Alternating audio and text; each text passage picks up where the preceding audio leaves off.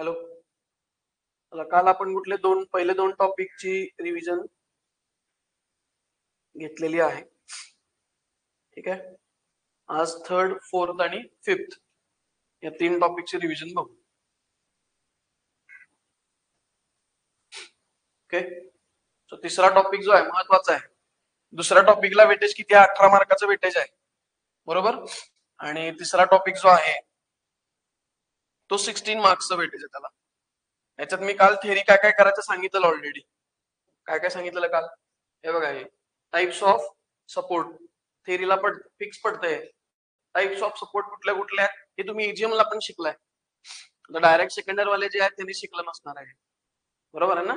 DSY वाले जे आहेत त्यांनी हे टाइप्स ऑफ सपोर्ट EGM मध्ये शिकलेलं नाही. टाइप्स ऑफ सपोर्ट म्हणजे काय येणार? Simple support. सिंपल सपोर्टला किती रिएक्शन असतात? एकच, व्हर्टिकल रिएक्शन. त्यानंतर रोलर सपोर्ट. रोलर सपोर्टला पण एकच रिएक्शन असते, पण कशी असते? Perpendicular to the plane of roller. आता इथं बघा, प्लेन ऑफ रोलर कसा हॉरिझॉन्टल आहे, रिएक्शन कशी आहे? व्हर्टिकल. या दोघांमध्ये अँगल कसा आहे? 90 डिग्रीचा अँगल आहे. ठीक आहे. आणि इथं जर बघितलं तर plane of roller. Plane of roller म्हणजे हे बघायचं, दिसतंय? हे प्लेन ऑफ रोलर कसं आता तिरका आहे, मग रिएक्शन पण तिरकी आली. पण प्लेन ऑफ रोलर आणि रिएक्शन मध्ये किती डिग्रीचा अँगल असतो? 90 डिग्रीचा अँगल असतो. रोलर सपोर्टला पण एकच रिएक्शन असते, पण कशी असते? Perpendicular. Perpendicular to the plane of roller, लक्षात ठेवा. ठीक आहे. हे झालं रोलर सपोर्ट. त्यानंतर हिंज. हिंजला किती रिएक्शन असतात? 2. हिंजला 2, लक्षात ठेवा. सिंपल सपोर्ट, रोलर सपोर्टला एक रिएक्शन, हिंजला 2, फिक्सला 3. हिंजला 2 म्हणजे एक हॉरिझॉन्टल आणि एक व्हर्टिकल, आणि फिक्सला 3 रिएक्शन असतात, एक व्हर्टिकल, एक हॉरिझॉन्टल आणि एक मोमेंट. झालं. ठीक आहे. तुम्हाला विचारलं तर हे डायग्राम काढायची आणि त्याचे रिएक्शन्स द्यायचे. त्यानंतर काय? Types of beam. हे सगळं तुम्ही EGM ला शिकलाय, काय वेगळं नाही. तर जे DSY वाले त्यांनी शिकलेलं नाहीये. Simply supported beam, cantilever beam. Cantilever beam म्हणजे एक एंड फिक्स, एक एंड फ्री. ठीक आहे. त्यानंतर फिक्स बीम म्हणजे दोन्ही एंड काय असणार? फिक्स असणार. कंटिन्युअस बीम म्हणजे असा बीम जो 2 पेक्षा जास्त सपोर्ट वर सपोर्टेड आहे, दॅट इज कंटिन्युअस बीम. हे कंटिन्युअस बीम मध्ये आलं. ठीक आहे. त्यानंतर ओव्हरहँगिंग बीम. कुठला तरी एक स्पॅन, आता हा right one span, one side overhanging आहे, आणि BC स्पॅन ओव्हरहँगिंग दिसतोय. इथं CB स्पॅन आहे. हा राईट साइडला आहे, हा लेफ्ट साइडला आहे. इथं काय आहे? 2 साइड. AB पण ओव्हरहँगिंग आणि CD पण ओव्हरहँगिंग. इथं सपोर्ट नाही ना. इथं सपोर्ट असेल तर मग ते ओव्हरहँगिंग होत नाही. ठीक आहे. आणि काय राहिलं आता? चल, ओव्हरहँगिंग. त्यानंतर types of loading. Point load किंवा कॉन्सन्ट्रेटेड लोड. पॉइंट लोड किंवा कॉन्सन्ट्रेटेड लोड म्हणजे कुठं असणार आहे? ते एका पॉइंटला ऍक्ट होणार ना, कुठंतरी एका पॉइंटला ऍक्ट होणार. एक मिनिट थांबा.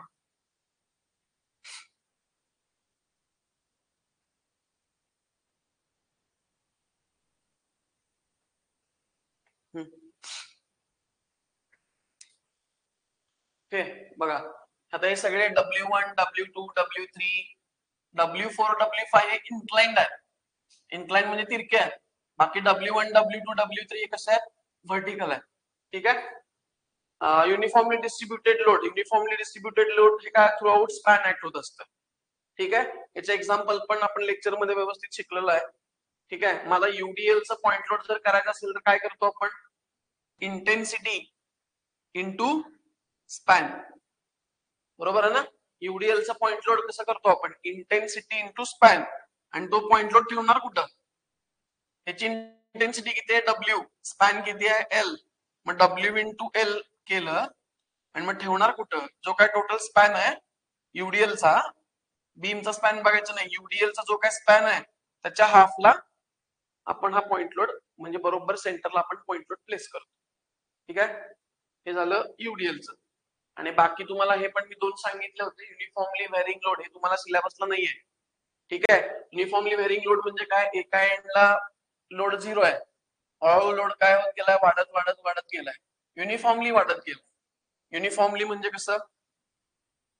युनिफॉर्मली म्हणजे कसं? इथं 0 आहे, 2, 4, 6, 8, 10 असं सेम फरकाने. सेम डिफरन्सनी वाढत जाणार. याला म्हणायचं युनिफॉर्मली व्हॅरिंग लोड. हा ट्रायंग्युलर आहे, हा ट्रॅपेझॉइडल आहे. ठीक आहे. इथं काय आहे, ट्रायंग्युलरला इथं 0 आहे आणि इथं हे तुम्हाला नाही आहे सिलेबस, सोडून द्या, हे लिहू पण नका तुम्ही. ठीक आहे. ओके, हे एक असा टाईपचा लोड असतो, लक्षात ठेवा. डेफिनेशन ऑफ शिअर फोर्स करून जावा, महत्वाचं आहे. शिअर फोर्स म्हणजे काय, अल्जेब्राइक समेशन आहे. कोणाचं? Algebraic summation of forces. बरोबर आहे.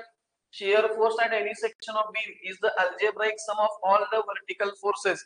याच्यामध्ये आपण कपल मोमेंट काही घेत नाही, फक्त व्हर्टिकल फोर्सेस. हॉरिझॉन्टल फोर्स सुद्धा आपण घेत नाही. ठीक आहे. आणि either on the vertical forces on the beam acting on right or left side of the section. आपण काय करतो, शिअर फोर्स काढत असताना एक सेक्शन घेतो, सेक्शनची एक तर राईट बाजू बघतो किंवा लेफ्ट बाजू बघतो. कुठली तरी एकाच बाजूला आपण कॉन्सन्ट्रेट करतो. पुढे प्रॉब्लेम मध्ये बघू. आणि मग त्याचे साइन कन्व्हेन्शन एसएफडी काढत असताना किंवा शिअर फोर्स कॅल्क्युलेशन करत असताना साइन कन्व्हेन्शन काय आहे? Left up right down. काय? पॉझिटिव्ह. कायम लक्षात ठेवा, लेफ्टला जर फोर्स वर जात असेल आणि राईटला खाली जात असेल, left up right down positive. हे लक्षात ठेवा. याच्या ऑपोजिट म्हणजे निगेटिव्ह. ठीक आहे. दोन्ही लक्षात ठेवू नका, कन्फ्युज होणार तुमचं. ओके. त्यानंतर डेफिनेशन ऑफ बेंडिंग मोमेंट. बघा, शिअर फोर्सला आपण काय करतोय, फक्त फोर्सेस घेतोय, त्याला डिस्टन्स न मल्टिप्लाय करतो का आपण? नाही करत. बेंडिंग मोमेंटला आपण फोर्स इंटू डिस्टन्स म्हणजे अल्जेब्राइक समेशन ऑफ मोमेंट घेतो. मोमेंट लक्षात ठेवा. Bending moment at any cross section of beam is the algebraic sum of moments of all the forces. Moment म्हणजे काय असतं? मोमेंट म्हणजे फोर्स इंटू परपेंडिक्युलर डिस्टन्स असतं. ठीक आहे. मग बेंडिंग मोमेंटचे साइन कन्व्हेन्शन काय? Sagging positive, hugging negative. Anti clockwise बघायचं नाही. Sagging positive, hugging negative. Sagging म्हणजे काय? फोर्स जर वर जात असेल, जो काय तुम्ही सेक्शन घेणार आहे, सेक्शनच्या लेफ्टला बघा किंवा राईटला बघा, फोर्स वर जातोय, याचा अर्थ काय? सॅगिंग बेंडिंग मोमेंट क्रिएट करतोय. बेंडिंग मोमेंट काढत असताना सेक्शनच्या लेफ्टला राईटला कुठेही बघा, फोर्स जर वर जात असेल तर सॅगिंग बेंडिंग मोमेंट क्रिएट करतं. बरोबर. सॅगिंग क्रिएट करत असेल तर काय येणार? पॉझिटिव्ह. फोर्स खाली जात असेल तर हॉगिंग. फोर्स जर खाली जात असेल तर हॉगिंग बेंडिंग मोमेंट. हॉगिंग आपण काय घेतो? निगेटिव्ह. ठीक आहे. सो हे पुढे प्रॉब्लेम मध्ये बघू आपण. आणि हे बघा, हे मी करून जाऊ, आपण काल सांगितलं, relation between shear force, bending moment and loading. ठीक आहे. Rate of change of bending moment किंवा बघा इथं, rate of change of bending moment with respect to X किंवा विथ रिस्पेक्ट टू डिस्टन्स म्हणजे काय असतं? शिअर फोर्स असतं. कसं असतं बघा, लक्ष द्या. समजा हा बीम आहे, हा सिम्पली सपोर्टेड बीम आहे. ठीक आहे. आणि याच्यावर पॉइंट लोड आहे. ह्याच्या खाली काय येतं? एसएफडी येते. बरोबर. याची एसएफडी कशी येणार आहे? या अशा पद्धतीने याची एसएफडी येईल. ठीक आहे. आणि याच्या खाली काय येणार? बीएमडी येणार. याच्या खाली येणार BMD. So this is what SFD, shear force diagram. ही काय झाली? Bending moment diagram. आणि हे काय झालं? लोडिंग. बघा आता मी कसं सांगतो.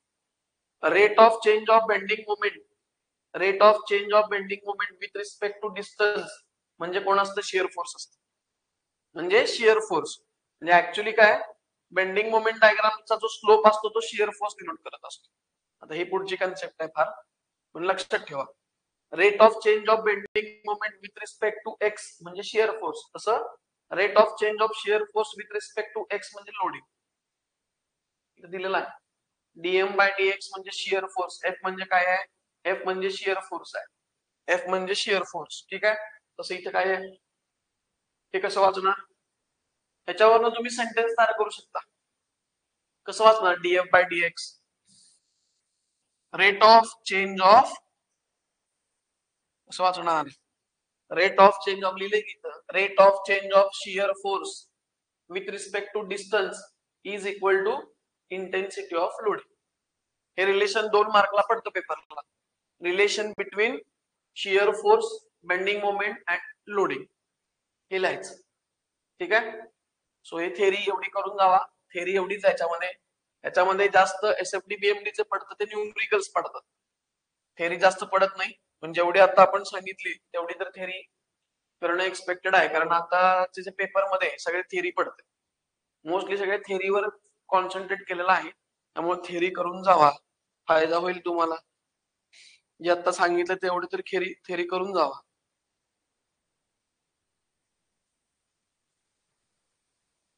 याला काय झालं? थांबा जरा. तोपर्यंत तुम्हाला काय डाऊट आहे काय असेल तर, तुमचे काय डाऊट असतील तर विचारत जावा मध्ये. मध्ये काय तुम्हाला वाटलं तर विचारा. युडिएलची घेऊया कुठलीही, युडिएलची ना सांगा. हे बघा, दोन टाईपचे तुम्हाला प्रॉब्लेम पडतात, एक सिम्पली सपोर्टेड बीम आणि एक कॅन्टिलिव्हर बीम. ठीक आहे. सोपं कुठलं तर कॅन्टिलिव्हर बीम. का तर सिम्पली सपोर्टेड बीम मध्ये तुम्हाला पहिल्यांदा रिएक्शन काढायला लागतं. पहिली स्टेप काय असतं सिम्पली सपोर्टेड बीम मध्ये, रिएक्शन काढा आर ए आणि आरबी. आणि आर ए आणि आरबी जर चुकलं तर सगळं चुकत जात तुमचं. ठीक आहे. त्यामुळे एक्झाम मध्ये जर सिम्पली सपोर्टेड बीमला ऑप्शन कॅन्टिलिव्हर असेल तर माझं असं म्हणणं आहे की कॅन्टिलिव्हर तुम्ही सोडवा. कॅन्टिलिव्हर मध्ये पहिली स्टेप लागत नाही कुठली, सपोर्ट रिएक्शन काढायची. काही काही जण ते काढून पण सोडवतात, पण आपण शिकवताना कसं सांगितलं, दोन्ही पद्धतीने सांगितलं मी तुम्हाला. पण सोपी पद्धत काय, सपोर्ट रिएक्शन काढायचेच नाही आणि फ्री एंड पासून सोडवू द्यायचं. ते पुढे बघू आपण. ठीक आहे. मग आता सिम्पली सपोर्टेड बीम जो आहे, समजा असं दिलाय तुम्हाला, कधी कधी डायग्राम देतात, डायग्राम नाही दिलं तर वर्डिंग देणार, त्यानुसार तुम्हाला डायग्राम काढून मग त्याच्या खाली एसएफडी त्याच्या खाली पीएमडी ड्रॉ करायला पाहिजे. ठीक आहे. आता बघा पुढं रिएक्शन कसं काढणार, एजेम मध्ये तुम्ही शिकलाय. पहिला काय करा, तुम्ही ए ला किंवा बी ला मुवमेंट घ्या. ए ला किंवा बी ला तुम्ही मुवमेंट घ्या. ठीक आहे. मुवमेंट घेताना साइन कन्व्हेन्शन काय वापरणार, मुवमेंट वेगळं आणि बेंडिंग मुवमेंट वेगळं. लक्षात ठेवा मी काय सांगतोय, मुवमेंट वेगळं आणि बेंडिंग मुवमेंट वेगळं. मुवमेंट घेत असताना म्हणजे रिएक्शन आपण जे काढतो आर ए आणि आरबी, इथं काय करतो आपण, समेशन मुवमेंट करतो.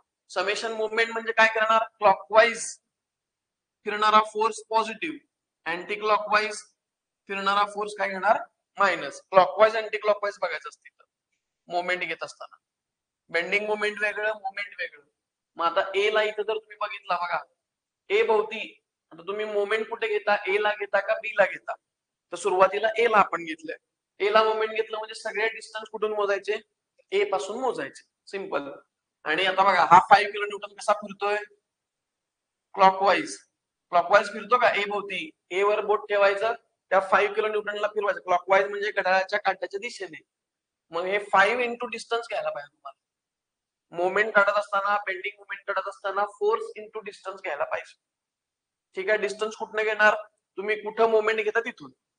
तुम्ही आता कुठं मुवमेंट घेताय, ए ला, सगळे डिस्टन्स ए पासून मोजायचे, म्हणजे +5 इंटू 1.5 +7 इंटू हे किती झाले 3. आणि हा आरबी कसा फिरतोय, अँटी क्लॉकवाईज, म्हणून -आरबी इंटू 5. हे अशा पद्धतीनं. आता बघा हे सगळ्यांना बऱ्यापैकी येतंय, म्हणजे डीएसवाय वाले आहेत त्यांना माहित नसेल कदाचित. सो हे आर ए काढलं. पहिला तुम्हाला इथं जर तुम्ही ए ला मुवमेंट घेतला तर पहिला मिळणार कोण, आरबी. पहिला आरबी मिळणार, नंतर मग समेशन एफ वाय करा, समेशन एफ वाय करून आर ए काढा. या चुकला तुम्ही तर मग पुढं संसार मांडून काही उपयोग नाही. म्हणजे मार्क कदाचित देतील कदाचित नाही, आता चेक कोण करणार आहे त्याच्यावर डिपेंड आहे. बाबा रिएक्शन चुकलंय पण बाकी सगळे पुढचे कॅल्क्युलेशन बरोबर आहेत, म्हणजे हे तर बरोबर येणारच नाही, पण हे घेऊन सोडवलेलं सगळं बरोबर आहे. काय बोललो समजलं का मी, रिएक्शन त्याचं चुकलंय पण हे रिएक्शन घेऊन त्यानं पुढे कॅल्क्युलेशन सगळे बरोबर केलेलं आहे. म्हणजे कन्सेप्ट क्लिअर आहे पण कॅल्क्युलेशन चुकलेत. असं असेल तर 4 पैकी कोणतरी 2 मार्क देईल, 3 मार्क देईल. मग कोणतर असेल खडूस तर देणारच नाही. कुठे इथं, हा इथं कळतंय पण चुकलं तरी ते मॅच होतंय मॅच. हा ठीक आहे. सो आता शिअर फोर्स कॅल्क्युलेशन आपण कुठं कुठं करतो, एसएफ कॅल्क्युलेशन आपण कुठं कुठं करतो, रिएक्शनच्या लेफ्ट राईटला, पॉइंट लोडच्या लेफ्ट राईटला, बरोबर. मग आता इथे रिएक्शन आहे ए च्या लेफ्टला, ए च्या राईटला, बरोबर. त्यानंतर कुठं C left, C right, D left, D right, B left, B right. तर असे आपण शेअर फोर्स कॅल्क्युलेशन केलेलं आहे. ए लेफ्ट काय येणार, तुम्ही सेक्शन म्हणजे मी तुम्हाला सांगितलं तुमचा पेन काय ठेवायचा, एच्या लेफ्टला इथं ठेवा आणि लेफ्टला बघा काय आहे का, काय नाही. तर राईटनं दाखवले त्यावेळेस सोडवताना तुम्हाला दाखवलेलं आहे राईटनं. आता लेफ्टनं तुम्ही बघत असताना कुठून पण बघा. आता कुठं बघायचं, जिकडं फोर्स कमी आहे तिकडं बघायचं. नाही सर मला कॅल्क्युलेशन आवडतात, मग तू इकडची बाजू बघ आणि कर कॅल्क्युलेशन, तेच आन्सर येणार आहे.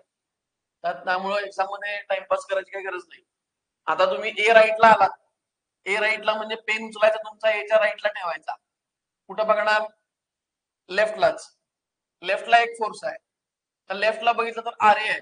आर ए कुठं चाललाय, वर. मग साइन कन्व्हेन्शन माहित पाहिजे. बघा हा सेक्शन आहे, सेक्शनच्या लेफ्टला वर जात असेल फोर्स तर काय घेतो आपण, पॉझिटिव्ह. सेक्शनच्या लेफ्टला आणि लेफ्टला वर आणि राईटला खाली जात असेल तर काय घेतो आपण, पॉझिटिव्ह घेतो. बरोबर आहे का. मग आता बघायची इथं काय येणार, सेक्शन तुम्ही इथं ठेवलाय आणि लेफ्टला बघताय, एकच फोर्स आहे, कुठं चाललाय, वर चाललाय. वर चाललाय म्हणजे प्लस आन्सर तुमचं येणार, प्लस 6.3. पुढं आता नेक्स्ट तुम्ही कुठे जाणार, आता ए राईट कडून आता जाणार सी लेफ्टला. A right to C left मध्ये कोण ऍड झालंय का, नाही. आन्सर तुमचं तेवढंच येणार. पुढं सी लेफ्ट कडून सी राईट कडे गेला, हा सी लेफ्ट कडून सी राईटला गेल्यावर आधीचा आन्सर तुमचा, आता याच्यात एक 5 किलोन्यूटन ऍड झाला, कुठं चाललाय तो, खाली चाललाय. आधीच्या आन्सर मधनं मायनस करायचं. आधीचा आन्सर काय आला होता, 6.3. ही शॉर्ट ट्रिक मी तुम्हाला सांगितलेली, आठवत आहे. बघा आठवत नसेल तर ऍप वरचे लेक्चर काढा, क्वेश्चन नंबर 1 बघा. पहिला क्वेश्चन अगदी डिटेल मध्ये सांगितलेला सगळा, ठीक आहे, आणि अगदी स्लोली सांगितलेलं. सो फायनल आधीचा आन्सर जे आहे 6.3, त्यातनं काय मायनस केलं, 5. मायनस का केलं, तो फोर्स खाली चाललाय म्हणून मायनस केलं, ठीक आहे. पुढे आता कुठे जाणार, सी राईट पासून आता डी लेफ्ट, काय होणार, सेम राहणार. C right to D left, C right पासून डी लेफ्टला मध्ये कोण ऍड झालाय का, फोर्स, कोण नाही. सो सेम आन्सर तुमचं इथं जे आन्सर आलेलं कुठं गेलं, 1.3. तेच तुमचं आन्सर इथं आलं 1.3, ते बदललेलं नाही. आता डी लेफ्ट कडून डी राईटला आला, बघा डी लेफ्ट कडून डी राईटला जात असताना, लेफ्ट कडून राईटला जात असताना कोण ऍड झालं, 7. कुठं चाललाय, खाली. म्हणजे आधीच्या आन्सर मधनं मायनस करा, म्हणजे किती आलेलं, 1.3 मायनस 1.3 मायनस काय करणार, 7. आन्सर काय येतंय, मायनस 5.7 येते. तुम्हाला हे या पद्धतीनं पण मी सगळं दाखवलं होतं लेक्चर वेळेस. किंवा कोण म्हणेल सर मी राईटला बघतो, चालतंय. तर इथं तुम्ही सेक्शन ठेवलाय आणि राईटला बघताय, राईटला एकच फोर्स वर चाललाय, काय घेणार, सेक्शनच्या राईटला फोर्स वर जात असेल तर मायनस घेतो आपण, मायनस. मायनस तुम्ही कसंही करा, तुमचा आन्सर सेम येतं. फायनल आन्सर आल्याशी मतलब, तुम्ही राईटला बघा, लेफ्टला बघा, कुठेही बघा, ठीक आहे. पण अशा ठिकाणी बघा की जिकडे तुम्हाला कॅल्क्युलेशन कमी करावे लागतील. सिंपल. हे झालं. पुढं काय, आता कुठं जाणार, बी डी राईट कडून बी लेफ्टला आला, बी लेफ्टला आल्यावर काय झालं, सेमच येणार, काय चेंज नाहीये. आणि बी राईट काय येणार, 0. बी राईट काय येतं, कायम लक्षात ठेवा, कुठले कुठले 0 असतात, ए लेफ्ट आणि बी राईट, डायरेक्ट 0 लिहून टाकायचं. सिम्पली सपोर्टेड केस मध्ये कॅन्टिलिव्हरला लिहायचं नाही, ते सांगतो काय होते, ठीक आहे. चला मग आता हे सगळे बेंडिंग मोमेंट कुठं कुठं काढणार, बेंडिंग मोमेंट कुठं कुठं काढतो, पॉइंटला काढतो आपण, लेफ्ट राईट करत नाही आपण, त्या पॉइंटला काढतो एक्झॅक्टली. म्हणजे कुठं कुठं काढणार, ए ला, सी ला, डी आणि बी, जिथं सपोर्ट आहे, सिंपल सपोर्ट. इथं जर तुम्ही पेन ठेवला असा, कुठं बघणार, लेफ्टला, काहीच नाहीये, 0 आन्सर. सपोर्टला बेंडिंग मोमेंट 0 असतं, ए ला आणि बी ला काय येणार, 0. आता सी ला काढायचंय तर बरोबर सी वर पेन ठेवायचा, ठीक आहे. कुठं बघणार, कुठं बघायचं तुमचा प्रश्न आहे, मी कुठं बघणार ते सांगतो. मी लेफ्टला बघणार, कारण फोर्स कमी आहे. राईटला बघितलं तर 2 फोर्स आहेत, 1 आणि 2. आन्सर तुमचं येणार मी आता लेफ्टला बघतोय, लेफ्टला बघत असेल साइन कन्व्हेन्शन, बेंडिंग मोमेंट काढत असताना साइन कन्व्हेन्शन काय वापरणार? Sagging positive, hugging negative, clockwise anti clockwise बघायचं नाही. मग आता हा फोर्स वर चाललाय म्हणजे sagging, force into distance, force किती आहे 6.3 इंटू डिस्टन्स किती आहे 1.5, 6.3 इंटू 1.5 करा, बघा आन्सर तुम्हाला मिळेल जे काय असेल ते. ठीक आहे, ते जर इकडनं करायचं म्हटलं तर काय काय करणार सांगा, इक्वेशन काय येणार? इकडनं जर करायचं म्हटलं तर काय इक्वेशन येणार? जर तुम्ही इथं ठेवला, हा हे बघा इथं पेन ठेवला, आता इकडं बघताय, सांगा काय काय होणार? हा -7, हा खाली चाललाय म्हणजे हॉगिंग आहे, -7 इंटू 1.5 पुढं तू कसं कुठं पेन ठेवलाय तुम्ही? सी ला, सगळे डिस्टन्स, हा सगळे डिस्टन्स कुठनं घ्यायचे? सी पासून. सो हा वर चाललाय म्हणजे सॅगिंग, सॅगिंग म्हणजे पॉझिटिव्ह, हे स्वतःला सांगायचं असं. सो 5.7 इंटू 3.5, तुम्ही कुठं पेन ठेवलाय तिथून डिस्टन्स घ्यायचे. आन्सर तुमचा सेमच येणार, हेच येणार आहे सर. करून बघा तुम्ही प्रॅक्टिसला, मी तुम्हाला ते होमवर्कला सॉल्व्ह करा म्हणून सांगितलं. आता कुठं जाणार? डी ला, ए झालं, सी झालं, आता डी ला आलो. डी वर पेन ठेवा. आता कुठं बघणार? राईटला, राईटला फोर्स वर चाललाय, राईट असो लेफ्ट असो, फोर्स वर जात असेल तर सॅगिंग, बेंडिंग मुवमेंट काढत असताना सॅगिंग म्हणजे plus, force into distance 5.7 into 2 finish, 5.7 into 2 11.4. नाही सर मी लेफ्टला बघणार आहे, तर ते होमवर्कला तुमचं तुम्ही करा. इकडं बघा, इकडं बघून करा, सेम आन्सर येतं. नाही आलं तर मला कॉल करा, सांगा सर येत नाही म्हणून. ठीक आहे, चला हे झालं, सगळं झालं, बेंडिंग मोमेंट काढलं. लास्टला काय मग डायग्राम.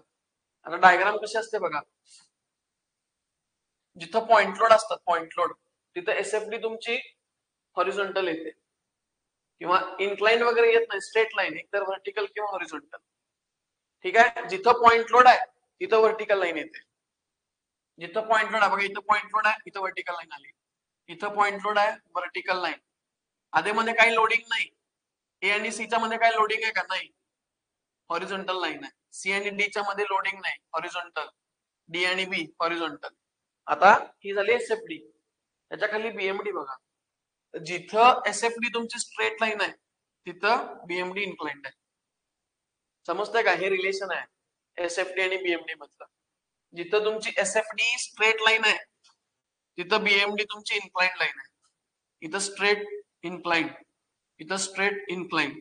आता हा जो पॉइंट तुम्हाला दाखवलाय हायलाइट करून, तो काय आहे? Point of contrast shear. Exam मध्ये तुम्ही इथं चेक घेऊ शकता. पॉइंट ऑफ कॉन्ट्रास्ट शियर कुठं असतो? जिथं एसएफडी तुमची साइन चेंज करते, जिथं एसएफडी म्हणजे shear force diagram sign change करते. आता इथं काय झालंय? पॉझिटिव्ह कडून निगेटिव्ह कडे गेले डायग्राम. कुठल्या पॉइंट मधनं? डी पॉइंट मधनं, बरोबर ना? बरोबर डी पॉइंट मधनं बघा ना, इथपर्यंत पॉझिटिव्ह आहे डायग्राम, बरोबर डी पासून खाली आल्यावर इथं काय झालं? निगेटिव्ह. मग डी पॉइंट हा तुमचा झाला पॉइंट ऑफ कॉन्ट्रास्ट शियर, आणि पॉइंट ऑफ कॉन्ट्रास्ट शियरला बेंडिंग मोमेंटची व्हॅल्यू मॅक्सिमम असते. तुम्ही बघा बीएमडी मध्ये सगळ्यात जास्त ही बीएमडी बघा, बीएमडी मध्ये सगळ्यात जास्त बेंडिंग मोमेंटची व्हॅल्यू कुठे आहे? डी ला आहे. इथं बघा, इथं तर 0 तुम्हाला ए आणि बी ला तर 0 मिळणार. सी ला काय व्हॅल्यू आली? 9.45, डी ला 11.4. सगळ्यात मॅक्सिमम व्हॅल्यू किती आली आहे? 11.4. आलं लक्षात? सो हे एसएफडी बीएमडी ड्रॉ करून तुम्हाला हे जे पॉइंट्स आहेत, पॉइंट ऑफ कॉन्ट्रास्ट शियर, तसा बीएमडी मध्ये कुठला पॉइंट येतो? पॉइंट ऑफ कॉन्ट्रास्ट फ्लेक्चर येतो. लक्षात ठेवा, पॉइंट ऑफ कॉन्ट्रास्ट शियर म्हणजे काय असतंय? एक तर तिथं शियर फोर्सची व्हॅल्यू 0 असते. पॉइंट ऑफ कॉन्ट्रास्ट शियर म्हणजे एक तर एसएफडी तुमची साइन चेंज करते, प्लस कडून मायनस कडे किंवा मायनस कडून प्लस कडे, ही पहिली गोष्ट. दुसरी गोष्ट, तिथं शियर फोर्सची व्हॅल्यू 0 असते. तिसरी गोष्ट, तिथं बेंडिंग मोमेंटची व्हॅल्यू मॅक्सिमम असते. आणि तसा बीएमडी मध्ये एक पॉइंट येतो, तो येतो पॉइंट ऑफ कॉन्ट्रास्ट फ्लेक्चर, तिथं बेंडिंग मोमेंटची व्हॅल्यू 0 असते. ठीक आहे, सांगा आता यात तुम्हाला काय डाऊट आहे? युडीएलचं सांगतो आता मी तुम्हाला. सिम्पली सपोर्टेड असेल तर एक केअरफुली पहिली स्टेप कायम काय असणार आहे? Support reaction calculation. ते तुम्ही म्हटलं तर 2दा करा, सपोर्ट रिएक्शन चुकू नका. सपोर्ट रिएक्शन तुम्ही 2दा टॅली करा. आता दुसऱ्यांदा बी चुकलं तर मग आता ते काय पर्याय नाही त्याला. ठीक आहे. सो केअरफुली करा. त्यामुळं रिॲक्शन काढायला चुकू नका. रिॲक्शन काढायला चुकला की मग सगळा खेळ संपला.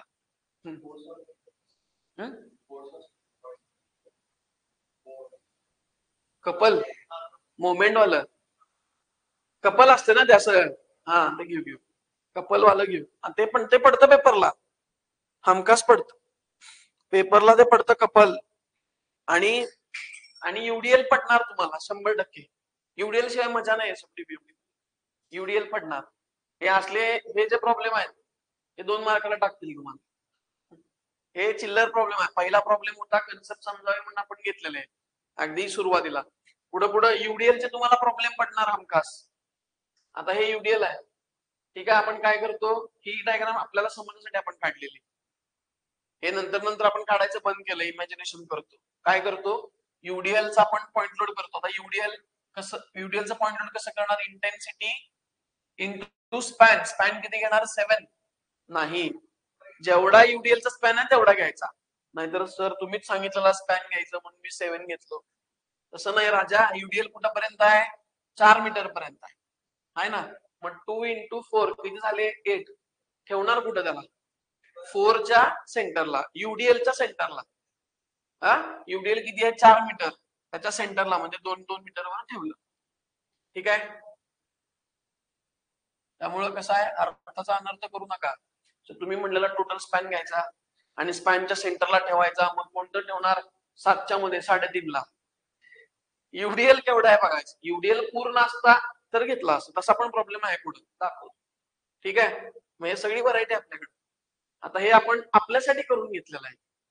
ठीक आहे. ही डायग्राम तुम्ही एक्झाम मध्ये नाही काढली तरी चालते, पण ते डोक्यात तुमच्या लक्षात राहायला पाहिजे. माझं मत आहे की काढून ठेवा किंवा इथंच पेन्सिलनं दाखवा. पेन्सिलनं दाखवा इथं. नाही, हा लोड लागत नाही. कशाला लागतोय हा लोड, तुम्हाला कुठंच लागत नाही. फक्त कॅल्क्युलेशनला तो घेतो आपण.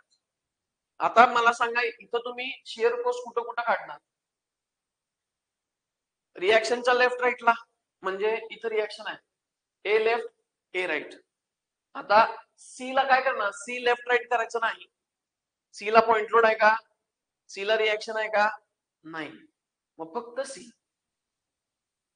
फक्त सी. सीचा लेफ्ट राईट शिअर फोर्स काढायचा नाही. बघा आपण केला असणार आहे. फक्त कुठं काढलंय, सी. समजलं का मी काय सांगितलं. जिथं युडीएल तुमचा चालू होतो आणि जिथे युडीएल संपतो, फक्त त्या पॉइंटवर आपण घेतो, लेफ्ट राईट करत नाही. मग सर इथं का लेफ्ट राईट केला, इथं रिॲक्शन आहे. समजा इथे रिॲक्शन नसती तर फक्त आपण ए काढला असत. आलं का लक्षात. समजा इथे ही रिॲक्शन नसती, ठीक आहे, समजा ओव्हर हँगिंग असतं, ही रिॲक्शन इथं कुठेतरी असते, तर आपण ए लेफ्ट ए राईट केलं नसतं. कुठं, नाही नाही नाही घ्यायचं. म्हणून तर म्हणले हे डॉटेड लाईन दाखवले आपल्याला समजण्यासाठी आहे. युडीएलच असं अजून करायचं, पण ह्याला कुठं कॅल्क्युलेशन मध्ये आता ह्याच्या लेफ्ट राईट करायचं नाही, ही इमॅजिनरी आहे. कुठंच नाही. बीएमडी पण कुठं कुठं करणार, बेंडिंग मोमेंट कॅल्क्युलेशन कुठं कुठं करणार तुम्ही, ए ला सी ला. ओरिजिनल बीम बघायचा, सपोर्ट रिॲक्शन आणि एसएफटीपीएमडी ला पण लागते, सांगतो तुम्हाला कॅल्क्युलेशनला. पण कुठेही या पॉइंटला आपण बेंडिंग मोमेंट शिअर फोर्स काढत नाही. आता ही मेन डायग्राम बघा तुम्ही, म्हणून तर म्हणले ही डायग्राम आपल्याला समजण्यासाठी आपण काढली. मेन डायग्राम बघा, मेन डायग्राम मध्ये शिअर फोर्स तुम्ही कुठं कुठं काढणार, ए लेफ्ट ए राईट. फक्त सी, सी लेफ्ट राईट करणार नाही. समजा सी ला बरोबर इथे एक पॉइंट लोड असता, असा पण प्रॉब्लेम आहे पुढे. इथे एक पॉइंट लोड असता बरोबर सी ला, तर तुम्हाला लेफ्ट राईट करायला पाहिजे. आता कधी, आता काय नाही, फक्त सी वर पेन ठेवायचा. जसा लेफ्ट राईटला आपण पेन ठेवतो सेक्शन, तसा फक्त सी वर ठेवायचा. सांगतो तुम्हाला बघा. आता मला सांगा, बेंडिंग मोमेंट कॅल्क्युलेशन तुम्ही कुठं कुठं करणार. ए ला पहिला शिअर फोर्स बघू, ए लेफ्ट ए राईट, फक्त सी. नंतर D left D right, B left B right. ठीक आहे, हे झालं शिअर फोर्स कॅल्क्युलेशनचं. आता बेंडिंग मोमेंटचं कुठं कुठं काढणार, ए ला, सी ला, डी ला आणि बी ला. बेंडिंग मोमेंटला कुठंच आपण लेफ्ट राईट करत नाही, ए सी डी आणि बी. ठीक आहे. आता बघा, आता नेहमीप्रमाणे रिएक्शन काढायचे, सपोर्ट रिएक्शन हे काढून घेतले. ठीक आहे. आता काय केलं आपण, आता शिअर फोर्स ए लेफ्ट काय येणार 0. मगाशी सांगितलं तुम्हाला ए लेफ्ट आणि बी राईट कायम 0 असतात सिम्पली सपोर्टेडच्या केसमध्ये. ठीक आहे. आता ए राईटला आला तुम्ही, लेफ्टला बघा हा वर चाललाय, लेफ्टला वर जात असेल तर प्लस 7.14 तुमचा आन्सर येणार. त्यानंतर तुम्ही आता जाणार कुठे, डायरेक्ट सी ला. डायरेक्ट तुम्ही कुठे जाणार, सी ला. लेफ्ट राईट करायचं नाही, डायरेक्ट पेन ठेवायचा सी वर. पेन म्हणजे तुमचा सेक्शन. बघणार कुठं, लेफ्टला. आता इथं आहे, आता ही डायग्राम बघा. इकडे बघितला तुम्ही तर ए राईट कडून सी ला जात असताना मध्ये कोण आला, 8. कुठं चाललाय, खाली. आधीच्या आन्सर मधून मायनस करा. समजलं का? ही मी ट्रिक तुम्हाला नंतर सांगितली आहे. पहिला आपण सगळं व्यवस्थित सोडवलेलं आहे प्रॉब्लेम, ते दाखवतो तुम्हाला कुठं सोडवलं आपण. इथं हे बघा दिसतंय, इथं ए राईट तुमचा आन्सर किती आलं, ए राईटला तुमचं आलं 7.14. तुम्ही गेला कुठं, सी ला. सी ला जर बघितलं तर लेफ्टला जर बघितलं तर ऍक्च्युली कसं असतं 2 into 4 8 मध्ये 8 कुठं आलं, मागाशी आलं दाखवलं ना तुम्हाला.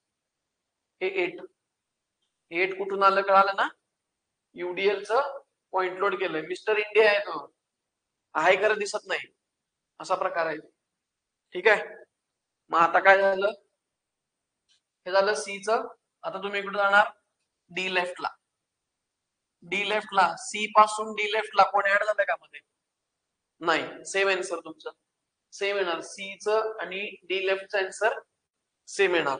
पुढं डी राईट, डी राईट सांगा.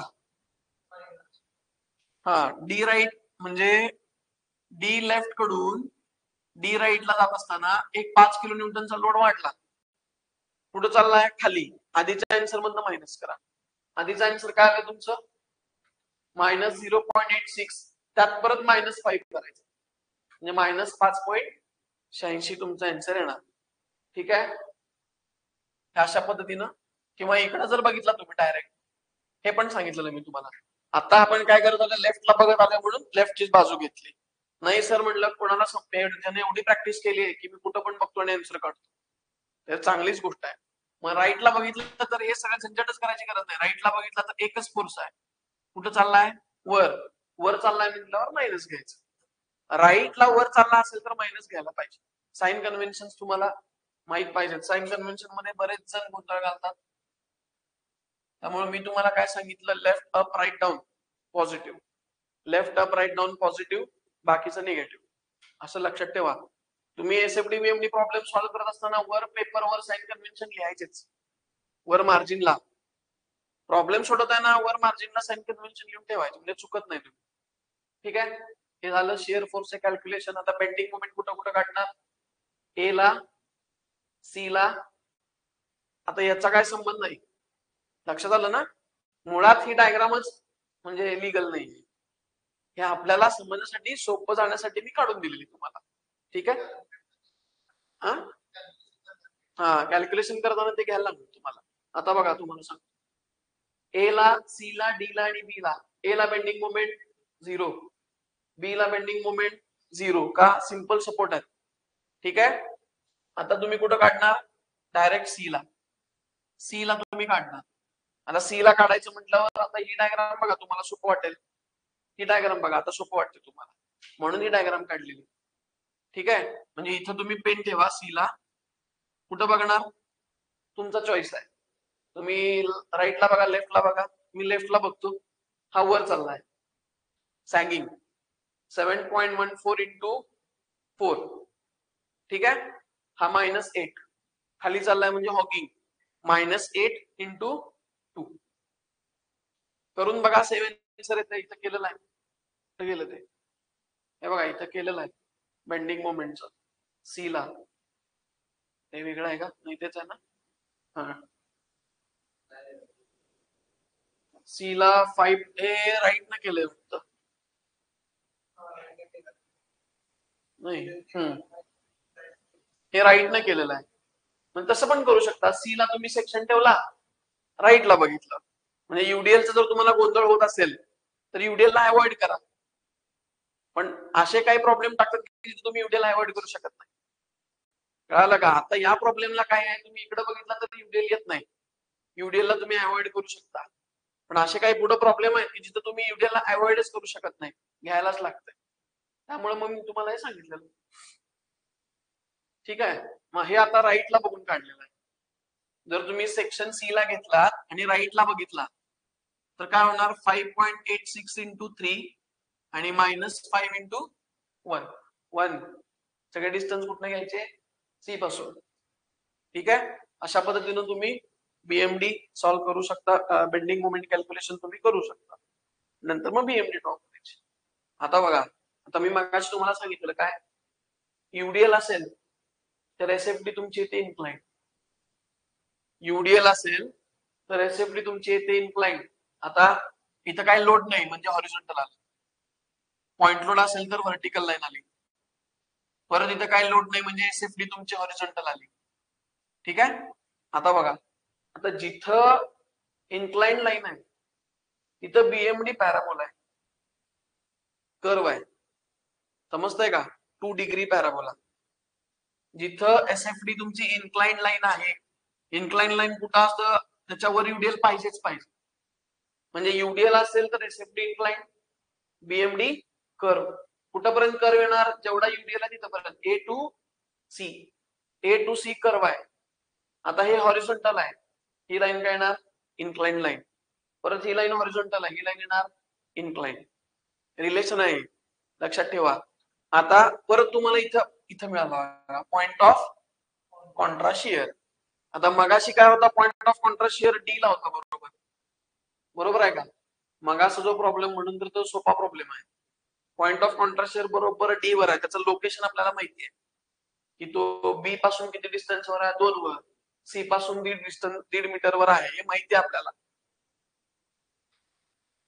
आता या प्रॉब्लेम मध्ये तुम्ही मला सांगा, हा जो ई पॉइंट आहे तो ए पासून आणि सी पासून कितीवर आहे, माहित नाही. मग पहिला तुम्हाला या प्रॉब्लेम मध्ये काय करायला पाहिजे, आता हा पॉइंट ऑफ कॉन्ट्रास्ट शिअर आहे.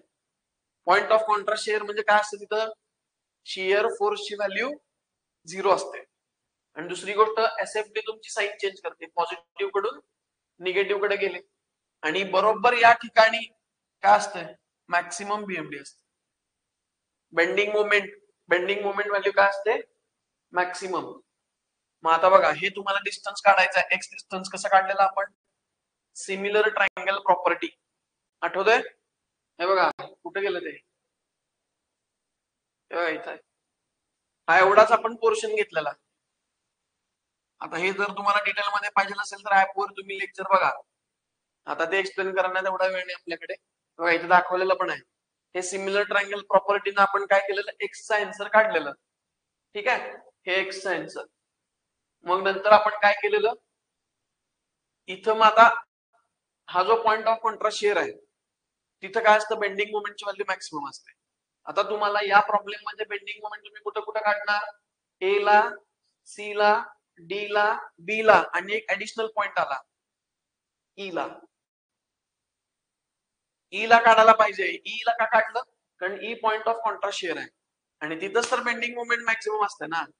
तेच जर तुम्ही काढला नाही तर डायग्रामचा शेपच सगळा बदलतोय आणि चुकणार तुमचं. पॉइंट ऑफ कॉन्ट्रास्ट शिअर हे तर पॉइंट तुमचे ठरलेले आहेत, ए, सी, डी, बी, आणि पॉइंट ऑफ कॉन्ट्रास्ट शिअर आधीमध्ये कुठं आला तर तिथं तुम्हाला बीएमडी बेंडिंग मोमेंट कॅल्क्युलेशन करायला पाहिजे.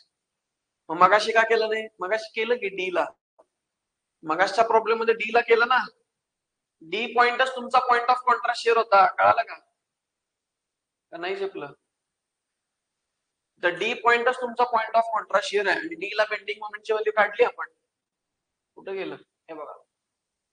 मग आता तसं नाहीये ना, आता ई पॉइंट कुठं आला, आधीमध्ये आला तुमचा, हा ई पॉइंट आधीमध्ये आलाय, मग तो कुठं आलाय पहिला ते काढायला पाहिजे. ते डिस्टन्स, आता सर हे असं ट्रायंगल आहे बरोबर मध्येच असणार आहे ते, असं काही नाही, असं काही नाही. हे बघा, हे एक्स किती आलंय तुमचा आन्सर इथं काढलंय आपण, सिमिलर ट्रायंगल प्रॉपर्टी वापरून एक्सचा आन्सर 3.57 मीटर. आता ते एक्स तुम्ही कुठून अज्युम केलंय, ए पासून, ए पासून तो किती डिस्टन्स वर आला, 3.57 मीटरवर आला. आणि मग तिथं तुम्हाला सेक्शन घ्यावा लागेल असा. हे बघा, हा सेक्शन घेतलाय का, आणि लेफ्टला बघितलं, त्याची डायग्राम इथं सेपरेट काढली आहे. हा सेक्शन घेतला इथं, आणि डावीकडे बघितलं तर काय काय येणार, आरे येणार, हे एवढंच युडीएल येणार, हे डिस्टन्स येणार, दिसतंय का. मग आता परत आपल्याला सोपं जावं म्हणून आपण काय केलं, या युडीएलचं, एवढ्याच युडीएलचं पॉइंट लोड केलेलं. हे सगळे इमॅजिनेशन मध्ये करायचं तुम्हाला. एवढ्याच युडीएलचं पॉइंट लोड कसं केलं, 2 × 3.57, मग ते किती येतं, 7.14 येतं. मग ते कुठं ठेवणार, 3.57च्या हाफला. लक्षात, म्हणजे ठेवलं. मग आता बेंडिंग मोमेंट ॲट टीचं इक्वेशन तुम्ही मला सांगा. बेंडिंग मोमेंट ॲट टीचं इक्वेशन, हा, प्लस 7.14 × 3.57, पुढं -7.14 × 1.785. मी तुम्हाला आणि एक ट्रिक सांगितलेली बघा, मी आता पण सांगतो, झेपत असेल तर घ्या, नाहीतर सोडा. काय सांगितलेली ट्रिक, 7.14 × 3.57, युडीएल जर असेल तर हा खाली चालला, -2 इंटू काय करायचं, 3.57चा स्क्वेअर करायचा, /2. हा, नाही, मी ते पण सांगितलेलं तुम्हाला. काय सांगतो ते लिहून दाखवतो बघा. जर तुम्हाला दुसरी जी ट्रिक सांगतोय, झेपली तर घ्या, नाही तर सोडून द्या. काय करायचं, 7.14 × 3.57. आता हे युडीएलचं पॉइंट लोड काय करत बसायचं नाही, ठीक आहे. मग काय करायचं, -2 इंटू किती डिस्टन्स आहे युडीएलचं, 3.57, 3.57 त्याचा स्क्वेअर करायचा, /2 करायचा. हे करा, आणि हे केलेलं आन्सर सेमच येतो तुमचं, ठीक आहे. आणि ही ट्रिक जेव्हा तुम्ही स्वतः प्रॉब्लेम सॉल्व्ह करता, तेव्हा ही ट्रिक तुम्ही स्वतः पण तयार करू शकता, स्वतः सॉल्व्ह करायला पाहिजे. तर मग हे समजते, हे स्क्वेअर का घेतलं आणि /2 का घेतलं, असा प्रकार आहे तो. तुम्हाला मी त्यावेळेस हे पण सांगितलेलं, ही सोपी मेथड तुम्हाला सांगितली. तुम्हाला जे सोपं वाटतं त्यानुसार तुम्ही करा, आन्सर तुमचं दोन्हीनं सेमच येणार आहे, ठीक आहे. याची आपण बीएमडी काढली ना, बघा, ही इन्क्लाइंड लाईन आहे, कुठं A to C, तर हे आलं कर्व. हा, हे स्ट्रेट लाईन आहे, हे आलं इन्क्लाइंड, हे स्ट्रेट लाईन आहे, हे आलं इन्क्लाइंड, ठीक आहे. आता काय पाहिजे तुम्हाला, बोला. कपलचा त्याचा एक घेऊया, आणि आता हा एक घेऊया. बघा, असा प्रॉब्लेम पडणार बघा तुम्हाला 6 मार्कला, पूर्ण युडीएल दिलंय. मग आता असं जर असेल तर आपण काय केलेलं, आठवत आहे का, असं जर असेल तर आपण युडीएलचं, म्हणजे तुम्हाला एक हे करायला पाहिजे. पहिला, सगळ्यात पहिला आता एक काम करायचं, बीम सिमेट्रिकली लोडेड आहे का बघायचं. त्यानं काय फरक पडतोय, बीम सिमेट्रिकली लोडेड आहे का बघायचं. सिमेट्रिकली लोडेड आहे कसं कळणार, आता हा तर सिमेट्रिकली लोडेड नाहीये. सिमेट्रिकल लोडेड असेल तर काय होतं, आरए आणि आरबी तुमचे सेम येतात, डायरेक्ट टोटल लोड /2 करायचं, तुम्हाला आरए आणि आरबी हाफ हाफ मिळतं. जर बीम सिमेट्रिकली लोडेड असेल तर बघायचं प्रॉब्लेम मध्ये, सिमेट्रिकल लोडेड आहे का, तसा प्रॉब्लेम पुढे आहे, सांगतो मी तुम्हाला. सिमेट्रिकल लोडेड म्हणजे काय, आता हे 5 किलो न्यूटन आहे, हे पण 5 किलो न्यूटन पाहिजे. हे कितीवर ऍक्ट झाले, 2 मीटरवर, तर हे पण 2 मीटरवर ऍक्ट व्हायला पाहिजे. सगळीकडून सेम, इकडनं जावा किंवा इकडनं जावा, काय यायला पाहिजे, लोडिंग सेम यायला पाहिजे, त्याला म्हणायचं सिमेट्रिकली लोडेड, ठीक आहे. मग आता इथं आपण काय केलेलं, प्रत्येक युडीएलचा प्रत्येक स्पॅन वाईज आपण कन्वर्ट करायला लागते पॉइंट लोड मध्ये, एसएफ कॅल्क्युलेशनला. याचा, या युडीएलचा या स्पॅन मध्ये वेगळा, या युडीएलचा सीडी मध्ये वेगळा पॉइंट लोड, डीबीचा वेगळा पॉइंट लोड, हे आपण केलेलं, ठीक आहे. इथं कुठंतरी डायग्राम, हे बघा, हे केलंय आपण, हे सगळे पॉइंट लोड आहेत त्याचे सेपरेट, ठीक आहे. आता तुम्ही मला सांगा, इथं तुम्ही शिअर फोर्स कुठं कुठं काढणार, शिअर फोर्स विचारतोय मी, बेंडिंग मोमेंट नाही. Shear force A left A right, C left C right, D left D right, B left B right. ठीक आहे.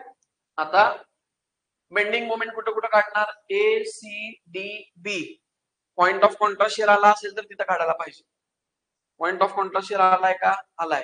हे बघा इथं आहे, ई आला म्हणजे ए सी डी बी हे काढून परत ई ला तुम्हाला काढायला पाहिजे, कारण ई ला काढल्याशिवाय तुमची डायग्राम कम्प्लीटच होत नाही.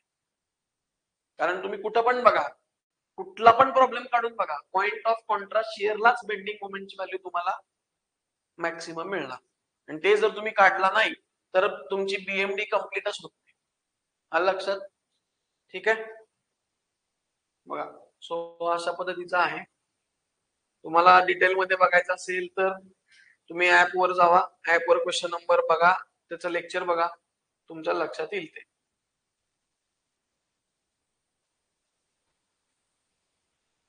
असे प्रॉब्लेम पडलेले आहेत 2 UDLचे.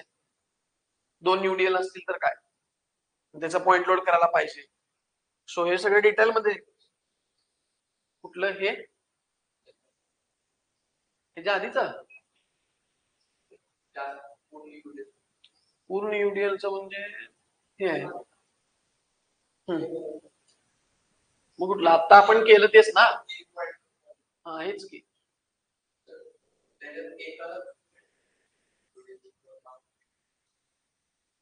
नाही हे बघा, हे बघा हे काय केलं आता, 2 × 2 4, 2 × 2 4, परत 2 × 2 4. हा हा, ही काय इंटेन्सिटी दिली आहे ना, ही पूर्ण युडीएलची इंटेन्सिटी असते. एका ठिकाणी आता बदलला असेल तरी त्याची इंटेन्सिटी वेगळी देणार. ह्याची इंटेन्सिटी तसा पण प्रॉब्लेम घेतला आपण. हा आता एसी साठी 2 × 2, सीडी साठी 2 × 2, डीबी साठी 2 × 1, आणि ते ऍक्ट कुठं होणार, 1च्या सेंटरला. इथं काढलंय बघा, आहे का. 2 × 2 4, 2च्या निम्म्याला 1 1, 2 × 2 4, 2च्या निम्म्याला 1 1, आणि हे 0.5. ज्यांना आधी लेक्चर केलंय त्यांना समजणार मी काय बडबडतोय. जे आजच बघते त्यांना जास्त त्रास करून घेऊ नये. ठीक आहे. आता कपलचं एक घेऊ, तुम्हाला सिमेट्रिकली लोडेडचं एक दाखवतो.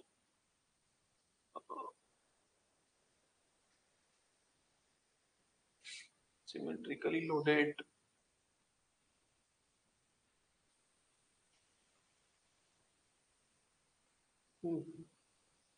हे बघा, हा बीम सिमेट्रिकली लोडेड आहे.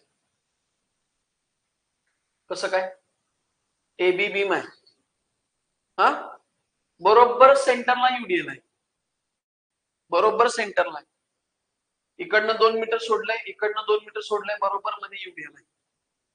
बरोबर, म्हणजे हा बीम काय झाला, सिमेंट. हे 3 किलोन्यूटन आपण नंतर केले, हे नाही आहे 3 किलोन्यूटन प्रॉब्लेम मध्ये. आपल्याला समजण्यासाठी आपण नंतर काढलंय, ते वेगळ्या कलरनं दाखवलंय. 1.5 दिसतंय का. हे पेन्सिलनं काढायचं तुम्ही एक्झाम मध्ये, म्हणजे कन्फ्युजन होत नाही. आता ह्याला म्हणायचं सिमेट्रिकली लोडेड. ठीक आहे. सिमेट्रिकली लोडेड मध्ये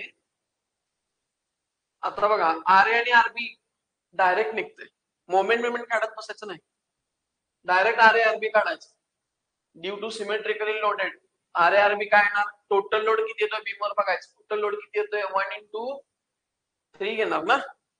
युडीएल केवढा आहे, पूर्ण स्पॅनवर आहे का, नाही, 1 × 3, सो 3च्या निम्मा, 1.5, म्हणजे आर ए 1.5 आला, आरबी 1.5 आला. समजलं. याला म्हणायचं सिमेट्रिकली लोडेड. बाकी कॅल्क्युलेशन सेम. आता तुमची एसएफडी आणि बीएमडी पण सेम येते.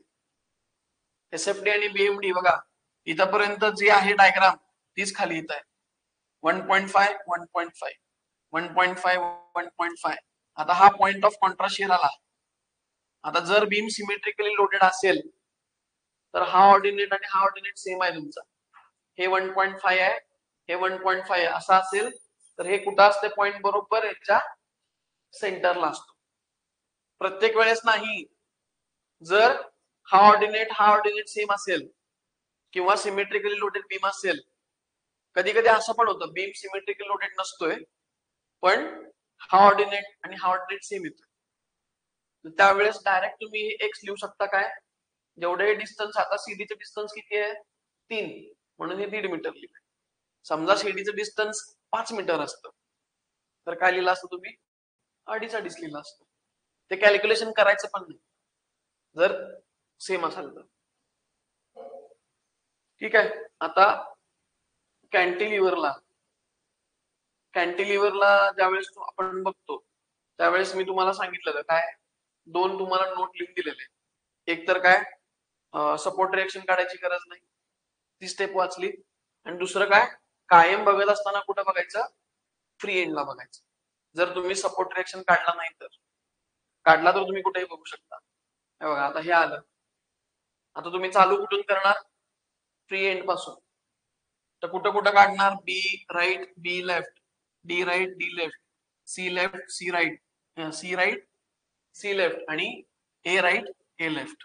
अशा पद्धतीने तुम्हाला पण बघणार कुठं, जर तुम्ही सपोर्ट रिएक्शन काढला नाही तर कंपल्सरी तुम्हाला फ्री एंडला बघायला लागतं. आता एक प्रॉब्लेम सांगतो.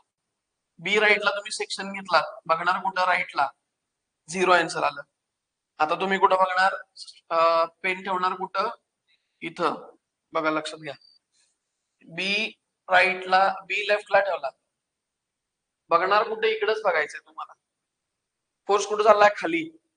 सेक्शनच्या राईटला फोर्स खाली चाललाय, काय घेणार, +3. ठीक आहे. पुढे आलो आपण, इथून बी लेफ्ट कडून डी राईटला आला, कोण ऍड झालं मध्ये, नाही, आन्सर तुमचं सेम असणार आहे 3. आता डी लेफ्टला आला, डी लेफ्टला आल्यावर काय झालं, कोण वाढलं, डी राईट कडून डी लेफ्टला येत असताना 2 किलो न्यूटन वाढला. कुठं चाललाय तो, खाली. आता ते काय करायचं, ऍड करायचं, कारण तुम्ही कुठं बघायला लागलाय, राईटला बघायला लागलाय.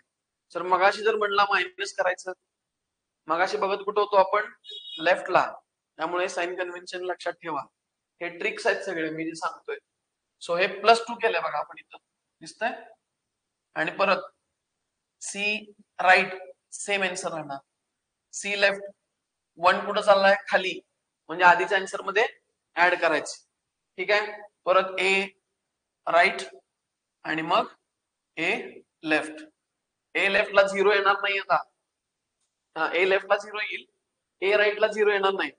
कधी पण लक्षात ठेवा, कॅन्टिलिव्हर जर बीम असेल आणि लोडिंग सगळे डाऊनवर्ड डिरेक्शनला असतील तर मॅक्सिमम शिअर फोर्स आणि मॅक्सिमम बेंडिंग मोमेंट कुठं असते, फिक्स सपोर्टला.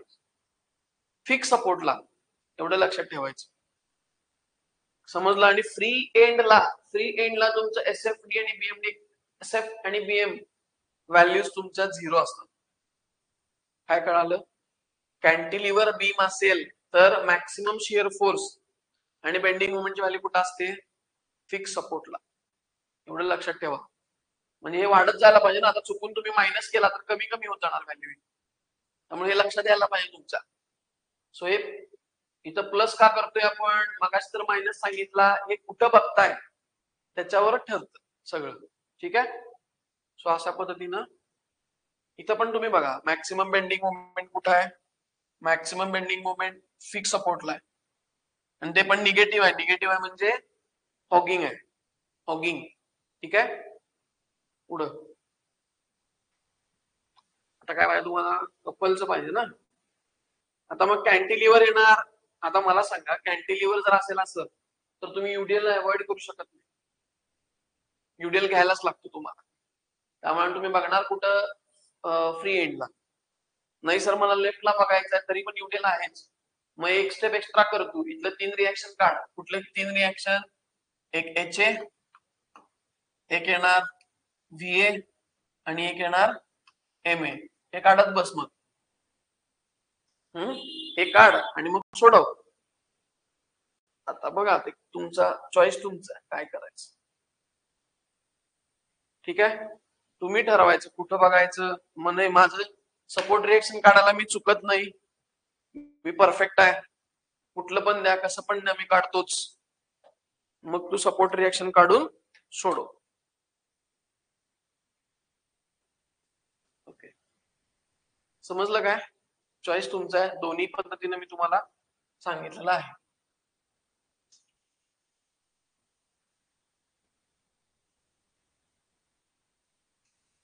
पुढं आता काय पाहिजे तुम्हाला? ओव्हर हँगिंगचा पण प्रॉब्लेम पडतोय. आता पॉइंट ऑफ कॉन्ट्रास्ट फ्लेक्चर इथं आला बघा, दिसतंय का? जिथं तुमची एसएफडी साइन चेंज करते तिथं पॉइंट ऑफ कॉन्ट्रास्ट शिअर असतोय, आणि जिथं तुमची बीएमडी साइन चेंज करते, बीएमडी, तिथं काय असते? पॉइंट ऑफ कॉन्ट्रा फ्लेक्चर असतो. Point of Contra flexure. आता इथं बघा, बीएमडी तुमची पॉझिटिव्ह कडून निगेटिव्ह कडे गेली, मग हा जो पॉइंट आला, हा पॉइंट काय आहे? पॉइंट ऑफ कॉन्ट्रा फ्लेक्चर आहे. आणि पॉइंट ऑफ कॉन्ट्रा फ्लेक्चरला बेंडिंग मोमेंटची व्हॅल्यू 0 असते. कळालं? पॉइंट ऑफ कॉन्ट्रा फ्लेक्चरला बेंडिंग मोमेंटची व्हॅल्यू 0 असते.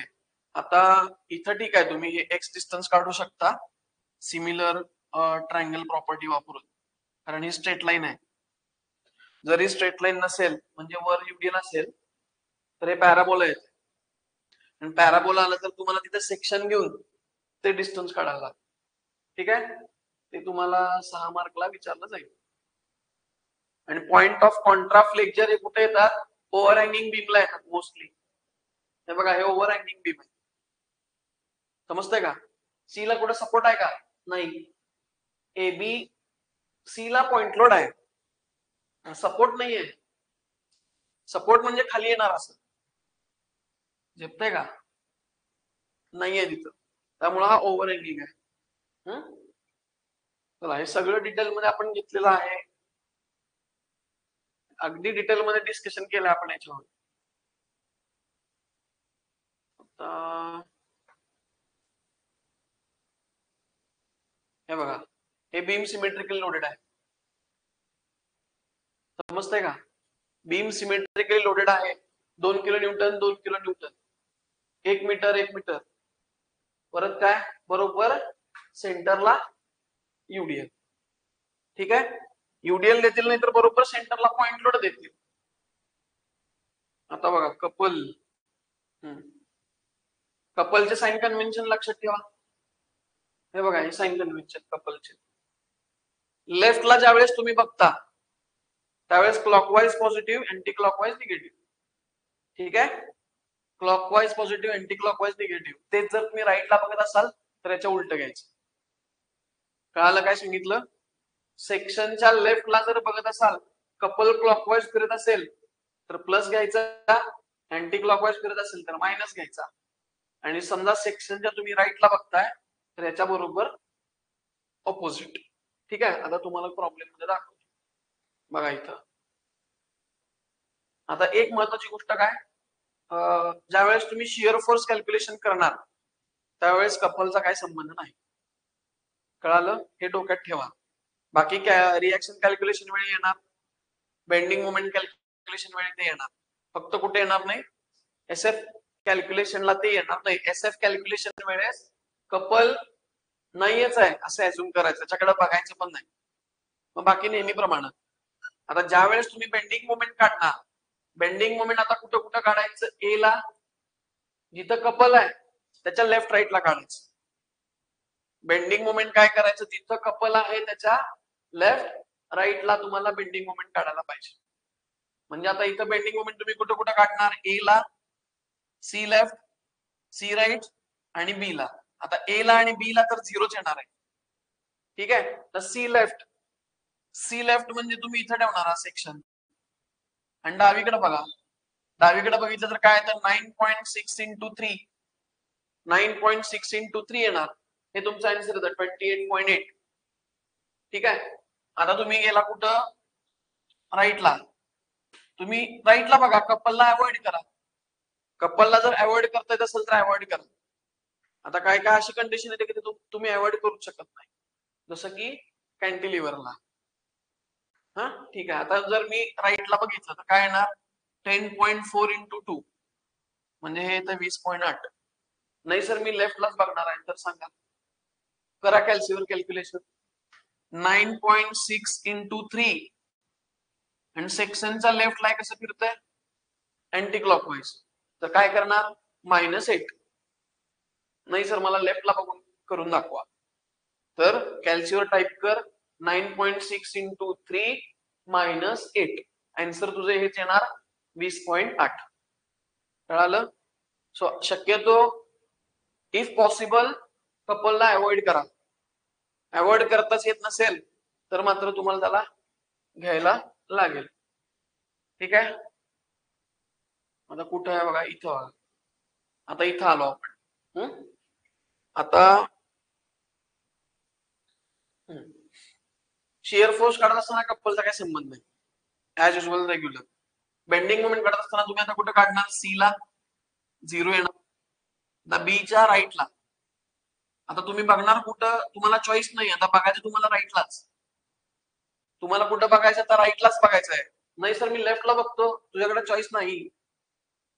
कधी चॉईस आहे जर तू इथे 3 रिएक्शन काढलास तर सपोर्ट रिएक्शन, जे की आपण काढलेले नाहीये. मग आता तुला इकडेच बघायला पाहिजे. इकडे बघतोयस तर हे हॉगिंग आहे, -10 इंटू 3 -30 आलं. खाली बेस लाईनच्या खाली आपण लिहितोय म्हणजे इथं -30 लिहायची गरज नसते. ठीक आहे.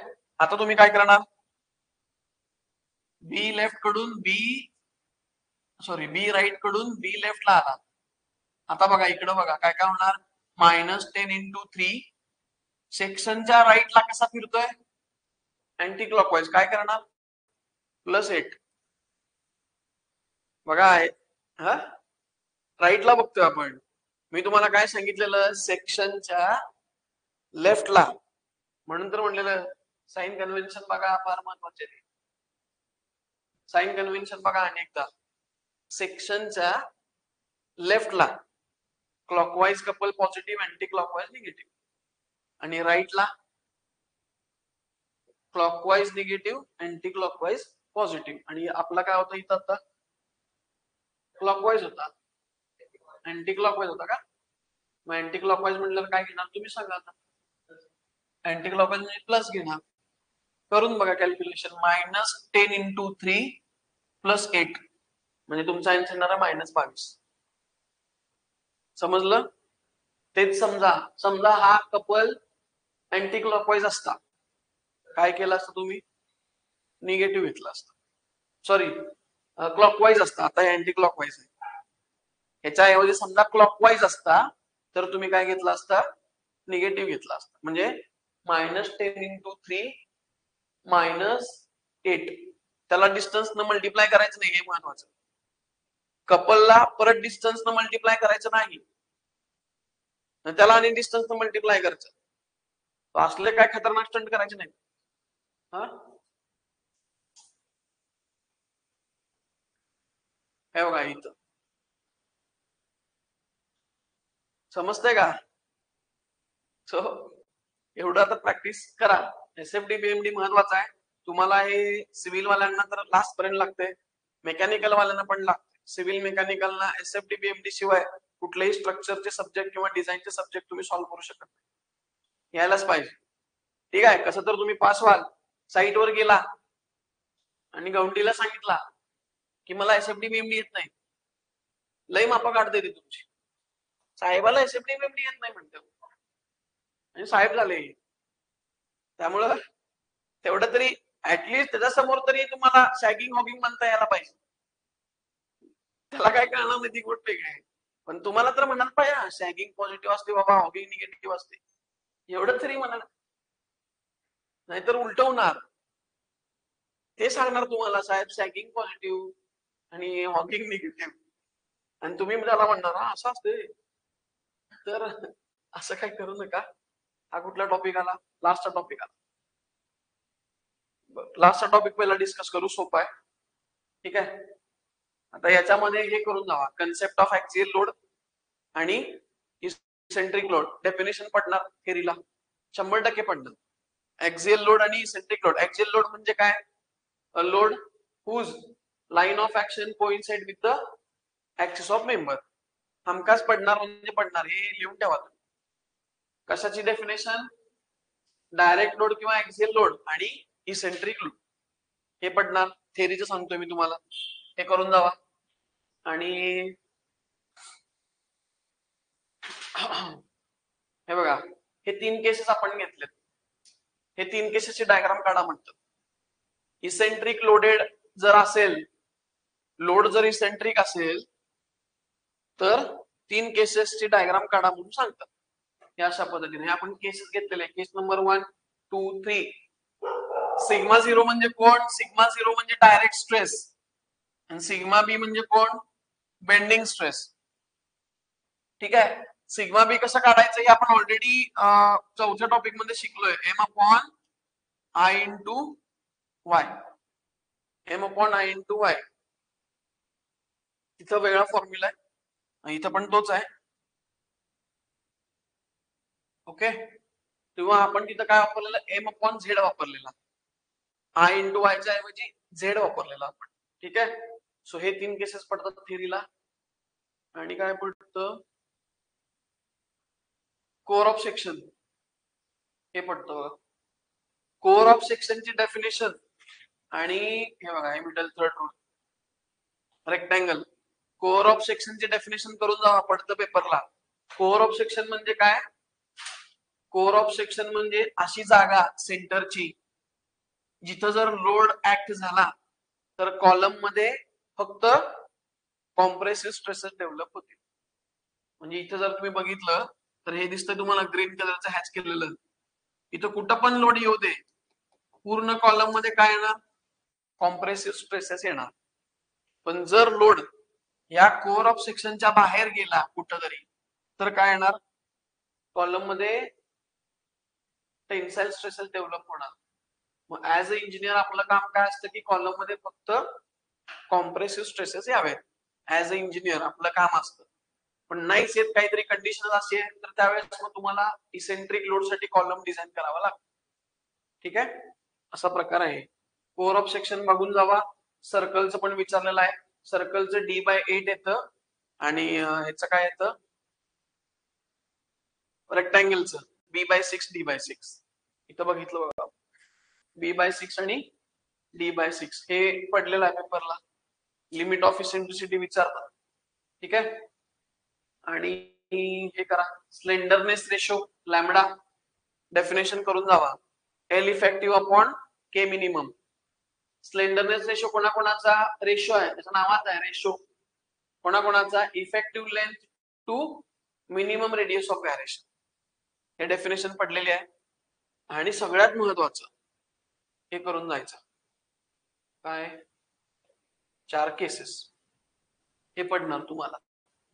काय देणार? बोथ एंड्स हिंज म्हटल्यावर इफेक्टिव्ह लेंथ काय येणार? Same. L effective equal to L. होय, इजेमला नाही, इजेमला नव्हतंय तुम्हाला. बोथ एंड्स फिक्स्ड नाही नाही, बोथ एंड्स फिक्स्ड असेल तर एल इफेक्टिव्ह काय? L upon 2. त्यानंतर एक एंड फिक्स एक एंड हिंज एल अपॉन √2 आणि एक एंड फिक्स एक एंड फ्री काय आहे? 2L. हे लक्षात ठेवा, हमखास याच्यावर प्रश्न पडतो आणि अगदी सिंपल असतं. 2 मार्काला कुठल्या तर 2 कंडिशन देतात, लिहायचं असते. क्वेश्चन नंबर 1 मध्येच पडतंय. ठीक आहे. त्यामुळे हे महत्वाचं आहे, हे करून जावा. आणि आता हे युलर्स आणि रँकाइन्स याला फॉर्म्युले फक्त करून जावा, कारण याच्यावर न्यूमरिकल तुम्हाला सिलेबसला नाहीये. आय स्कीमला होते, तुम्हाला नाहीये. पण याच्यावर मग काय म्हणतील की what is Euler's buckling load formula हा लिहायचा. फक्त लिहून चालत नाही, त्याच्या खाली त्याचे टर्म्स एक्सप्लेन करायला पाहिजे. आणि हा जो आहे तो रँकाइन्स क्रिपलिंग लोड, ह्याच्यावर न्यूमरिकल नाही आहे. थेरीला जर विचारलं तर हे तुम्हाला विचारू शकतील. एवढं फक्त फॉर्म्युला लिहायचं. ठीक आहे. आणि काय पाहिजे तुम्हाला आता? बाकी याच्यामध्ये हे सिंपल टाईपचे असे प्रॉब्लेम पडतात तुम्हाला. हे अशा टाईपचे प्रॉब्लेम पडतात. फक्त काय, लोड कोणत्या ऍक्सिसवर आहे हे समजायला पाहिजे. याच्यात एक्स ऍक्सिसवर आहे का वाय ऍक्सिसवर आहे? हे कसं याच्यात डायग्राम देत नाहीत, 100% देत नाही डायग्राम. तुम्हाला या वर्डिंग मध्ये प्रॉब्लेम देणार, ही डायग्राम आपण काढली आहे. ठीक आहे. मग आता एक प्रॉब्लेम सांगतो तुम्हाला. रेक्टँग्युलर स्ट्रट 200 mm वाईड म्हणजे विड्थ दिली आहे, 150 mm थिक म्हणजे त्याला टी म्हणा नाहीतर डी म्हणा, काय वाटेल ते म्हणा. ठीक आहे. लोड दिलाय 60 kilo Newton at an eccentricity of 20 mm in a plane bisecting thickness. Load कुठं आहे? थिकनेसला बायसेक्ट करणाऱ्या प्लेनवर आहे. मग थिकनेसला बायसेक्ट कोण करतंय? एक्स, म्हणजे लोड एक्स ऍक्सिस वर आहे, म्हणजे वाय ऍक्सिस पासून लांब आहे. हे कळालं? लोड कुठं आहे? एक्स ऍक्सिस वर, म्हणजे तो वाय ऍक्सिस पासून लांब आहे. मग सर तुम्ही लोड इकडंच का दाखवला? मी त्यावेळी पण सांगितलेलं, तू इथं दाखव, चालतंय, कुठेही दाखव, फक्त वाय ऍक्सिस पासून लांब दाखव. किती लांब दाखवायचं दिले ना त्यांनी, इसेंट्रिसिटी किती दिले? 20 mm. हे 20 mm तुम्ही दाखवा. मग ई वाय वाय आहे त्याच्यावरून ठरतं झेड एक्सेस काढायचं का झेड वाय वाय काढायचं. इथं बघा, आपण दिसतंय का? हे काम महत्वाचं आहे. समजा ह्याच्यावरून ठरतं झेड एक्स काढायचं का झेड वाय वाय काढायचं. ठीक आहे. आता हे सगळं एरिया काढला, सिग्मा 0 म्हणजे डायरेक्ट स्ट्रेस काढलं, Z Y Y. Z Y Y का काढला? कारण इथं इसेंट्रिसिटी कोणाशी आहे? वाय ऍक्सिसशी आहे. समजा इसेंट्रिसिटी एक्स ऍक्सिसशी असेल तर झेड एक्सेस काढायला लागतं. आपण अशा पद्धतीने सोडवले, एम अपॉन झेड घेतलेला आहे. ऍक्च्युली फॉर्म्युला काय आहे? M upon I into Y. मग ते वाय मध्ये कन्फ्युजन होते बऱ्याच जणांचं, म्हणून मी डायरेक्ट फॉर्म्युला हा वापरलेला. त्यात झेड चे फॉर्म्युले तुम्हाला पाठ पाहिजे. झेड म्हणजे कोण? Section modulus. ठीक आहे. हे फॉर्म्युले तुम्हाला मी लिहून दिले होते. दिला नाही, सेपरेट तुम्हाला लिहून दिलं आहे सगळं. हे ह्याच्यात दिलंय बहुतेक चौथ्या टॉपिक मध्ये. आता चौथ्यात दिले तुम्हाला. सेक्शन मॉड्युलसची थेरी पण आहे, चौथ्यामध्ये पडते, चौथ्या टॉपिकला. आता इथं काय झालं, तुम्हाला याच्यात काढायचं काय असतं? Resultant stresses. रिझल्टंट म्हणजे काय? सिग्मा मॅक्स आणि सिग्मा मिनिमम. सिग्मा मॅक्स कसं काढणार? Direct stress plus bending stress. Sigma minimum काय करायचं? फक्त प्लसच्या ऐवजी मायनस टाकायचं, तुम्हाला सिग्मा मिनिमम मिळतं. दोन्ही पॉझिटिव्ह आले तर कॉम्प्रेसिव्ह, आन्सर पॉझिटिव्ह आलं तर कॉम्प्रेसिव्ह, आन्सर जर निगेटिव्ह आलं तर टेन्साइल. बरोबर? हे असं आहे. ठीक आहे. आता ही 3 केसेस पैकी असं क्वेश्चन तुम्हाला विचारू शकतील. या टाइपचे क्वेश्चन तुम्हाला आहेत पेपरमध्ये.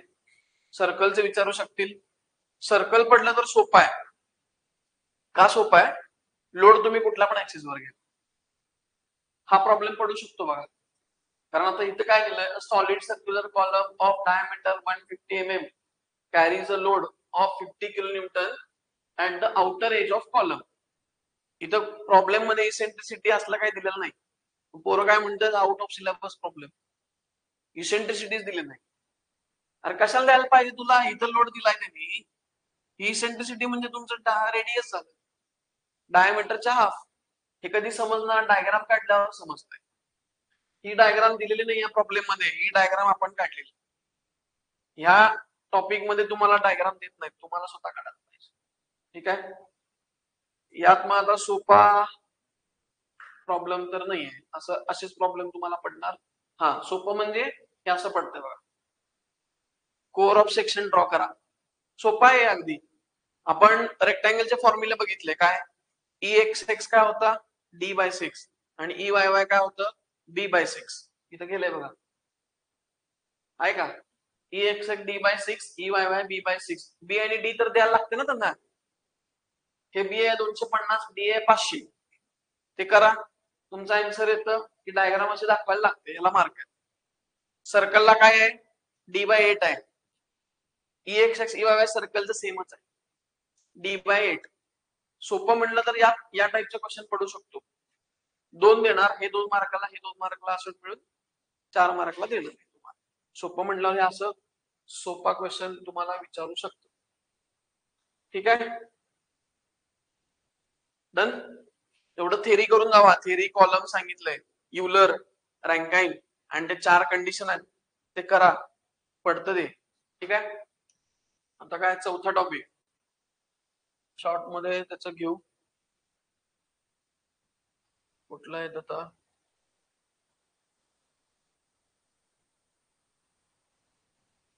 बेंडिंग अँड शियर स्ट्रेसेस आहे ना. बेंडिंग अँड शियर स्ट्रेसेस चौथा टॉपिक. ठीक आहे.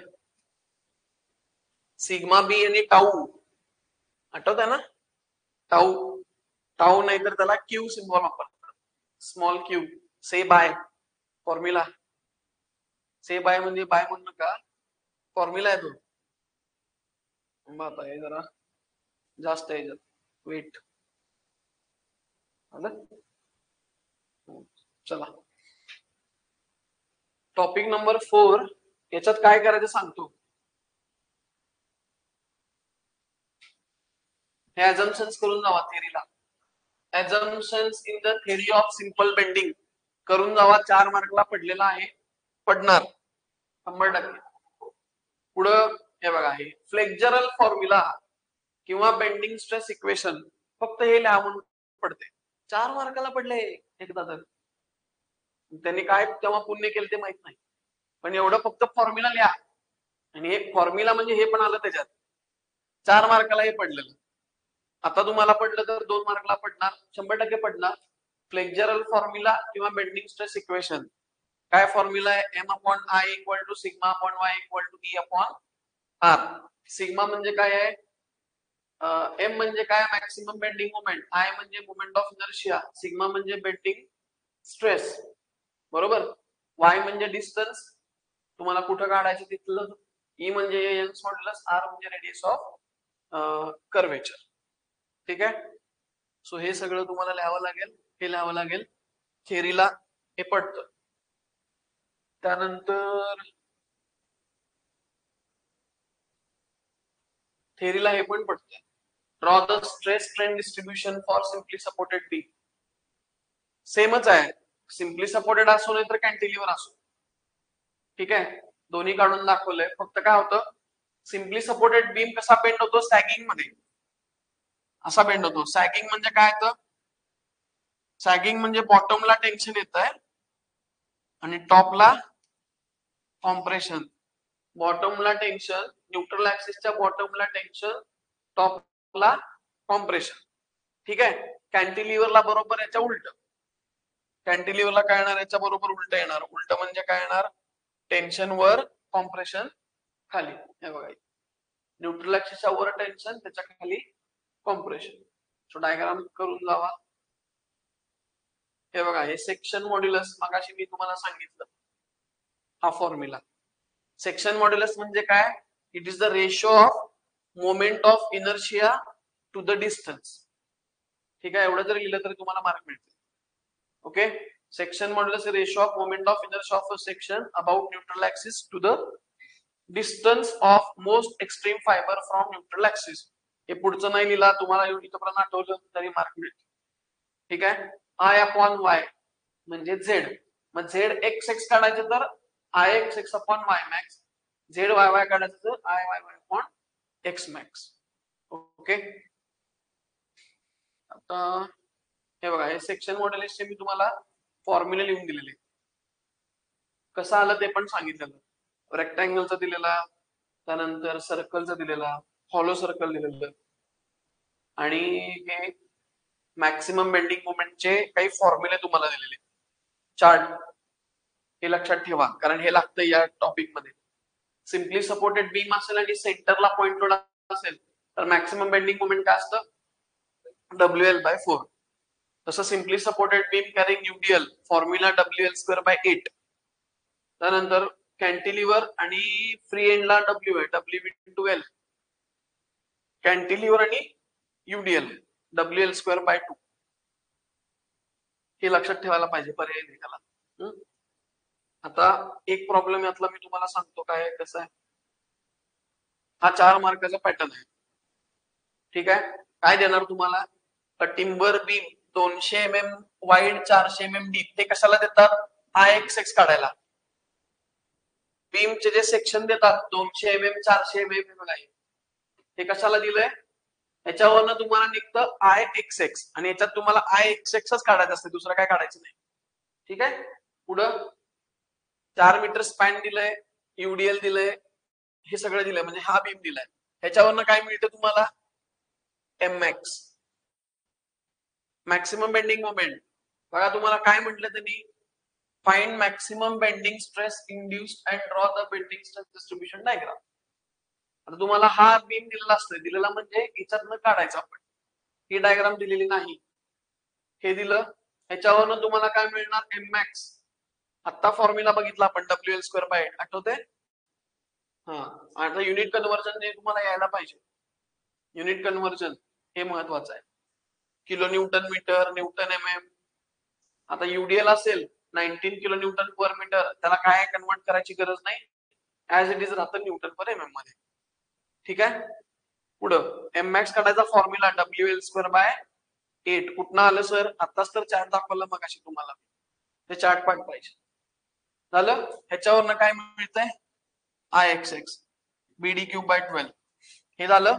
वाय मॅक्स म्हणजे काय असतं? न्यूट्रल ऍक्सिस पासून मॅक्सिमम अंतर, वर जावा किंवा खाली जावा. आता सेक्शन तुमचा सिमेट्रिकल आहे, त्यामुळे वर पण 200 आणि खाली पण 200 तुम्हाला सेम मिळणार. आणि मग सिग्माचा फॉर्म्युला वापरायचा. सिग्माचा फॉर्म्युला काय? M upon I into Y. M upon I into Y वापरा. तुम्हाला झेडचा फॉर्म्युला पाठ असेल तर एम अपॉन झेड करा, तुमच्यावर आहे. सो एम तुम्हाला इथं काढलेलं आहे तुम्ही न्यूटन एम एम मध्ये, आय एक्स एक्स तुम्ही काढले एम एम रेस टू 4 मध्ये, वाय मॅक्स तुमच्याकडे एम एम मध्ये. बेंडिंग स्ट्रेस तुमचे येणार, हे स्ट्रेस आहे, स्ट्रेस म्हणजे newton per M square. Formula लक्षात ठेवा सिग्माचा. सिग्मा इक्वल टू फॉर्म्युला काय? M upon I into Y. ह्याच्यावर गणित सुटतं. ठीक आहे. झेपायला एक नाही हा, हे पडतात, हे सिंपल प्रॉब्लेम आहे, अगदी सिंपल आहे. यात काय चेंज होतो? हे असंच असतंय, हा सेक्शन बदलतात. हा सेक्शन तुम्हाला देताना कधी आय सेक्शन देणार, कधी टी सेक्शन देणार, चॅनल देणार. तुम्हाला जर विषय काढायचा आहे तर फक्त या टाईपचं करून जावा, त्याच्यावर क्वेश्चन पडतो. टी सेक्शन विषय बघू पण नका, याच्यावर तुमचा विषय निघतो. ठीक आहे. आता याच्यात बघा,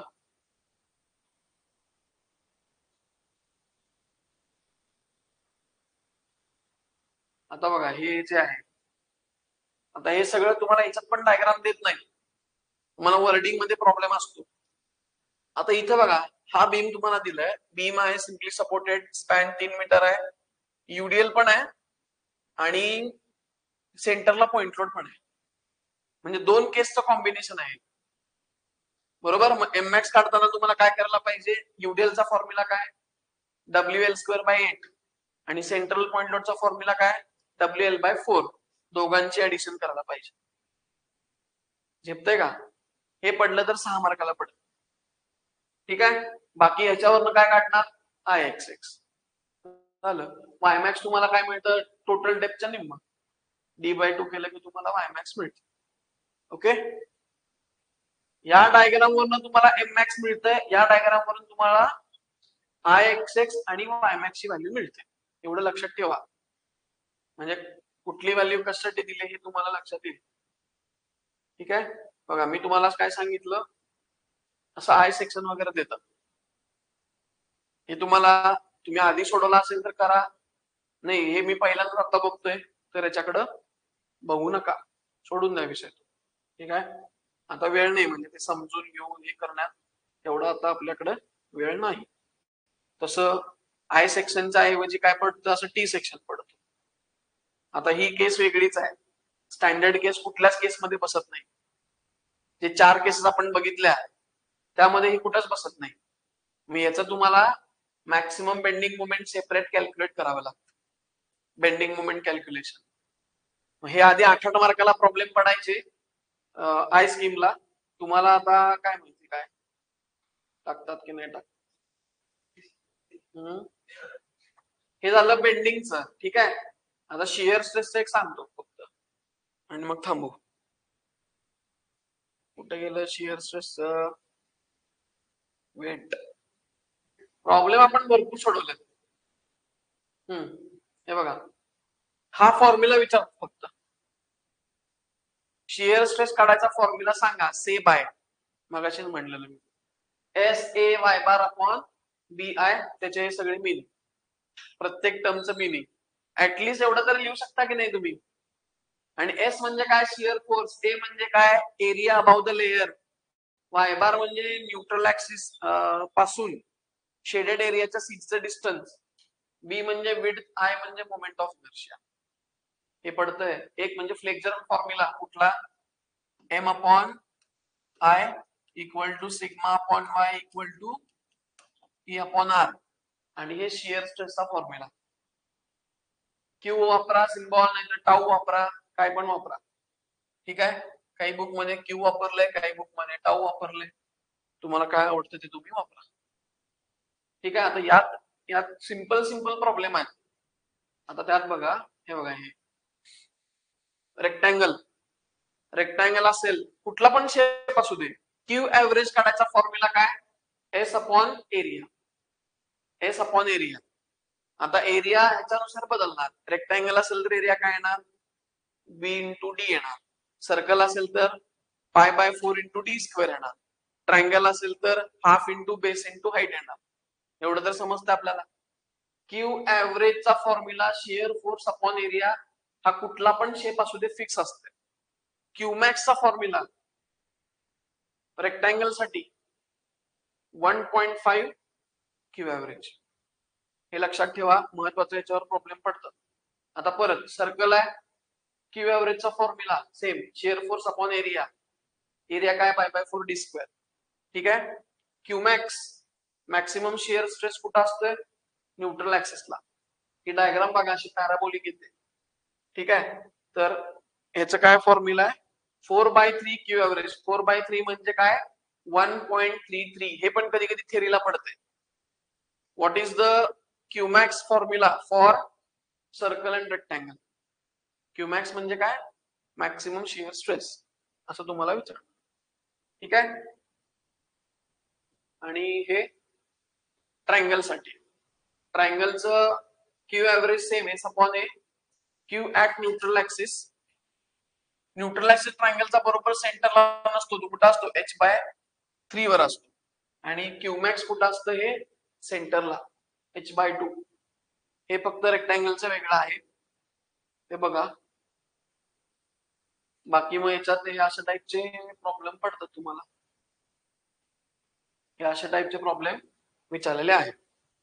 ठीक आहे. सिंपल आहे, अवघड पुढे आहे. हे तरी करून जावा आपण घेतलेले एवढं तरी. क्यूचा डायरेक्ट फॉर्म्युला वापरायचा, say by S A Y bar upon B I formula वापरायचा. ठीक आहे. यात पाहिजे का तुम्हाला, सांगा कुठला. थांबा, यातला एक एक्सप्लेन करतो, वेट. हे बघा, त्याआधी एवढे फॉर्म्युले इम्पॉर्टंट आहेत या टॉपिकचे एवढे फॉर्म्युले इम्पॉर्टंट आहेत. यात मग अशी हे सांगितलं तुम्हाला. ठीक आहे. सेक्शन मॉड्युलस, हाईट फॉर्म्युला, आणि हे क्यूमॅक्सचे फॉर्म्युले. रेक्टँगल आणि ट्रायंगलला सेम आहे, 1.5 क्यू ऍव्हरेज. ठीक आहे. आणि सर्कलला काय आहे, 4/3 किंवा 1.33. 4.3 म्हणजे तेच येते रे, 1.33 येते. आता एक प्रॉब्लेम तुम्हाला सोपा यातला सांगतो मी, झेपलं तर करून जावा.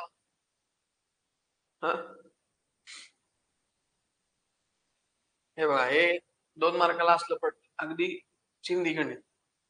2 मार्काला पडत. The average shear stress across a certain rectangular cross section is 200 MPa, म्हणजे क्यू ऍव्हरेज दिलाय. ठीक आहे. Calculate maximum shear stress. Q average तुम्हाला दिलंय, कोण आहे, रेक्टँगल आहे.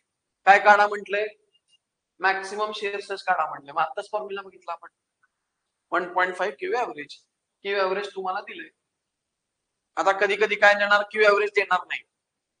मग क्यू ऍव्हरेजचा फॉर्म्युला काय, Q average is equal to shear force upon area.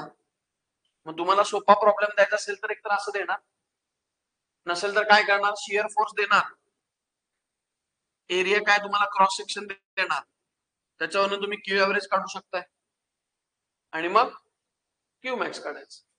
हे लई सोपं झालं. 2 मार्कला पडलेला आहे का, अशा टाईपचे 2 मार्कला पडलेले आहे. बघा आता पुढं एक हे बघा, हे जे मी आता सांगितलं त्या पद्धतीनं बीम दिला रेक्टँगल 100 बाय 200, ह्याच्यावर एरिया काढता येतो आपल्याला. हा शियर फोर्स दिलाय का, शियर फोर्स म्हणजे कोण, एस दिलाय. आता हे देताना तुम्हाला किलो न्यूटन मध्ये देणार, सगळे युनिट न्यूटन आणि एम एम मध्ये घ्यायचं, तुम्ही कुठं अडत नाही. ठीक आहे, हे न्यूटन मध्ये ह्याला आपण करून घेतलं. बाकी काय म्हटलं त्यांनी, find the shear stress at top layer. Top आणि बॉटमला काय असतंय, शियर स्ट्रेस मॅक्सिमम असते, सॉरी झिरो असते, झिरो सॉरी. मॅक्सिमम कोण असते, बेंडिंग स्ट्रेस. बरोबर, याच्या उलट बेंडिंग स्ट्रेस काय असतं, टॉपला आणि बॉटमला मॅक्सिमम आणि न्यूट्रल ऍक्सिसला झिरो. त्याची डायग्राम अशी काढली बघा आपण, हे मॅक्सिमम, हे झिरो, हे मॅक्सिमम.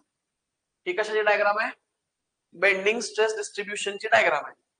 आणि ही डायग्राम कशाची आहे, shear stress distribution. Shear stress टॉपला आणि बॉटमला झिरो असते, न्यूट्रल ऍक्सिसला मॅक्सिमम असते. बरोबर, याच्या उलट बेंडिंग स्ट्रेस. ठीक आहे,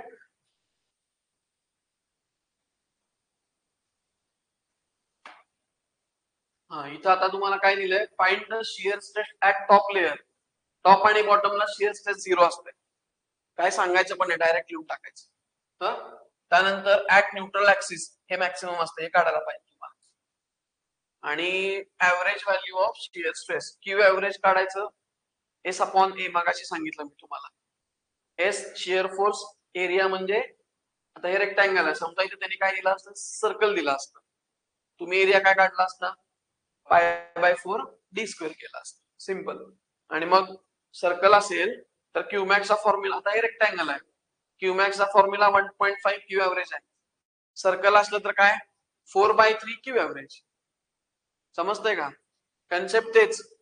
क्यू एव्हरेज काढायचा फॉर्म्युला सगळ्यांसाठी सेम, एस अपॉन ए, फक्त एरिया बदलणार.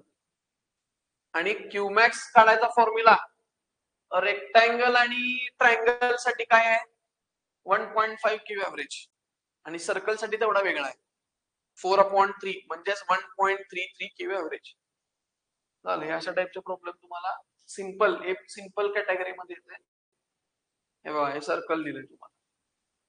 ठीक आहे, आता तुम्हाला काय म्हणतील, कुठेतरी लेअरला काढा, तर इथं काय म्हणलंय बघा, सगळं दिलेलं आहे, फक्त काय म्हणलंय, determine the shear stress induced at a layer 50 mm above neutral axis. मग इथं क्यूचा फॉर्म्युला हा वापरायला लागतो, से बाय. कुठल्या तरी लेअरला त्यांनी विचारलं तर हा 4 किंवा 6 मार्कला पडेल. बघा, हा एक सांगतो आणि मग थांबू आपण. 100/200 दिलेला आहे, बरोबर, 100/200. आता बघा त्यांनी काय म्हटलंय की न्यूट्रल ऍक्सिस पासून 50 mm वर काढा. तर ज्या लेअरला तुम्हाला शियर स्ट्रेस काढायचा आहे त्याचा वरचा एरिया आपण घेतो, याच्यामध्ये स्मॉल ए आहे की नाही. स्मॉल ए म्हणजे काय असतं, तुम्हाला या लेअरला त्यांनी शियर स्ट्रेस काढा म्हटलंय, तर त्याच्या वरचा एरिया आपण घेतो, हा तो स्मॉल ए असतो. आणि वाय बार म्हणजे काय, हा जो एरिया हॅच केलेला आहे त्याच्या सीजीचं डिस्टन्स न्यूट्रल ऍक्सिस पासून, त्याच्या सीजीचं डिस्टन्स न्यूट्रल ऍक्सिस पासून, हे असते वाय बार. आणि बाकी बी म्हणजे याची विड्थ, आय म्हणजे पूर्ण सेक्शनचा मोमेंट ऑफ इनर्शिया, पूर्ण सेक्शनचा मोमेंट ऑफ इनर्शिया, पूर्ण तेवढाच एरियाचा नाही. तर हे तुम्हाला सगळं काढायला लागतं. क्यू एव्हरेज काढलं, क्यू न्यूट्रल ऍक्सिस काढलं, आता तुम्हाला ए बी ला विचारलं तर सेम आहे. मग इथं बघा एरिया काढून घेतला, एरिया कुठला काढणार, ज्या लेअरला तुम्हाला विचारलंय त्याच्या वरचा एरिया तुम्हाला घ्यावा लागतो. ठीक आहे, तो म्हणून तर तिथं स्मॉल ए वापरले सिम्बॉल. वाय बार कळालं, बी कळालं, आय एक्स एक्स म्हणजे पूर्ण सेक्शनचा मोमेंट ऑफ इनर्शिया. आणि मग इथं टाकायचं क्यूएबी काढायचं.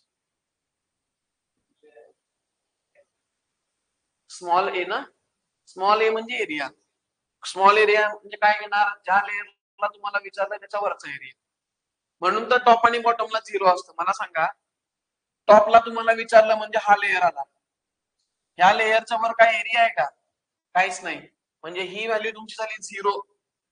0 झाल्यामुळे सगळं 0 होत. अशी कन्सेप्ट आहे. ठीक आहे. तर अशा टाईपचं तुम्हाला प्रॉब्लेम, मग यात सर्कल देतील, नाहीतर असं ट्रायंगल देतील, असं चेंज करून तुम्हाला देतील त्याच्यामध्ये. ठीक आहे. सांगा आता. एवढ्या व्हरायटी आहेत, सगळे प्रॉब्लेम आपण लेक्चरला कव्हर केलेले आहेत. तुम्हाला फॉर्म्युले जे इम्पॉर्टंट मला वाटत होते तेवढे सगळे मी त्यावेळेस लिहून दिलेले आहेत. ठीक आहे. प्रॅक्टिस करा, थेअरी करून जा. जेवढी मी तुम्हाला सांगितलं तेवढी थेअरी करा. थेअरीवर जास्त थोडंसं फोकस करा. प्रॉब्लेम जे तुम्हाला मी आता सांगितलं, तुम्हाला जे आता लास्ट मोमेंटला जेवढे झेपतात तेवढे करून जावा, सोपे सोपे. अवघडला आता हात घालू नका, नाहीतर सोपं आहे ते पण विसरून जा. ठीक आहे. चला, काय डाऊट असेल तर विचारा, नसेल तर सेशन एंड करू. ओके.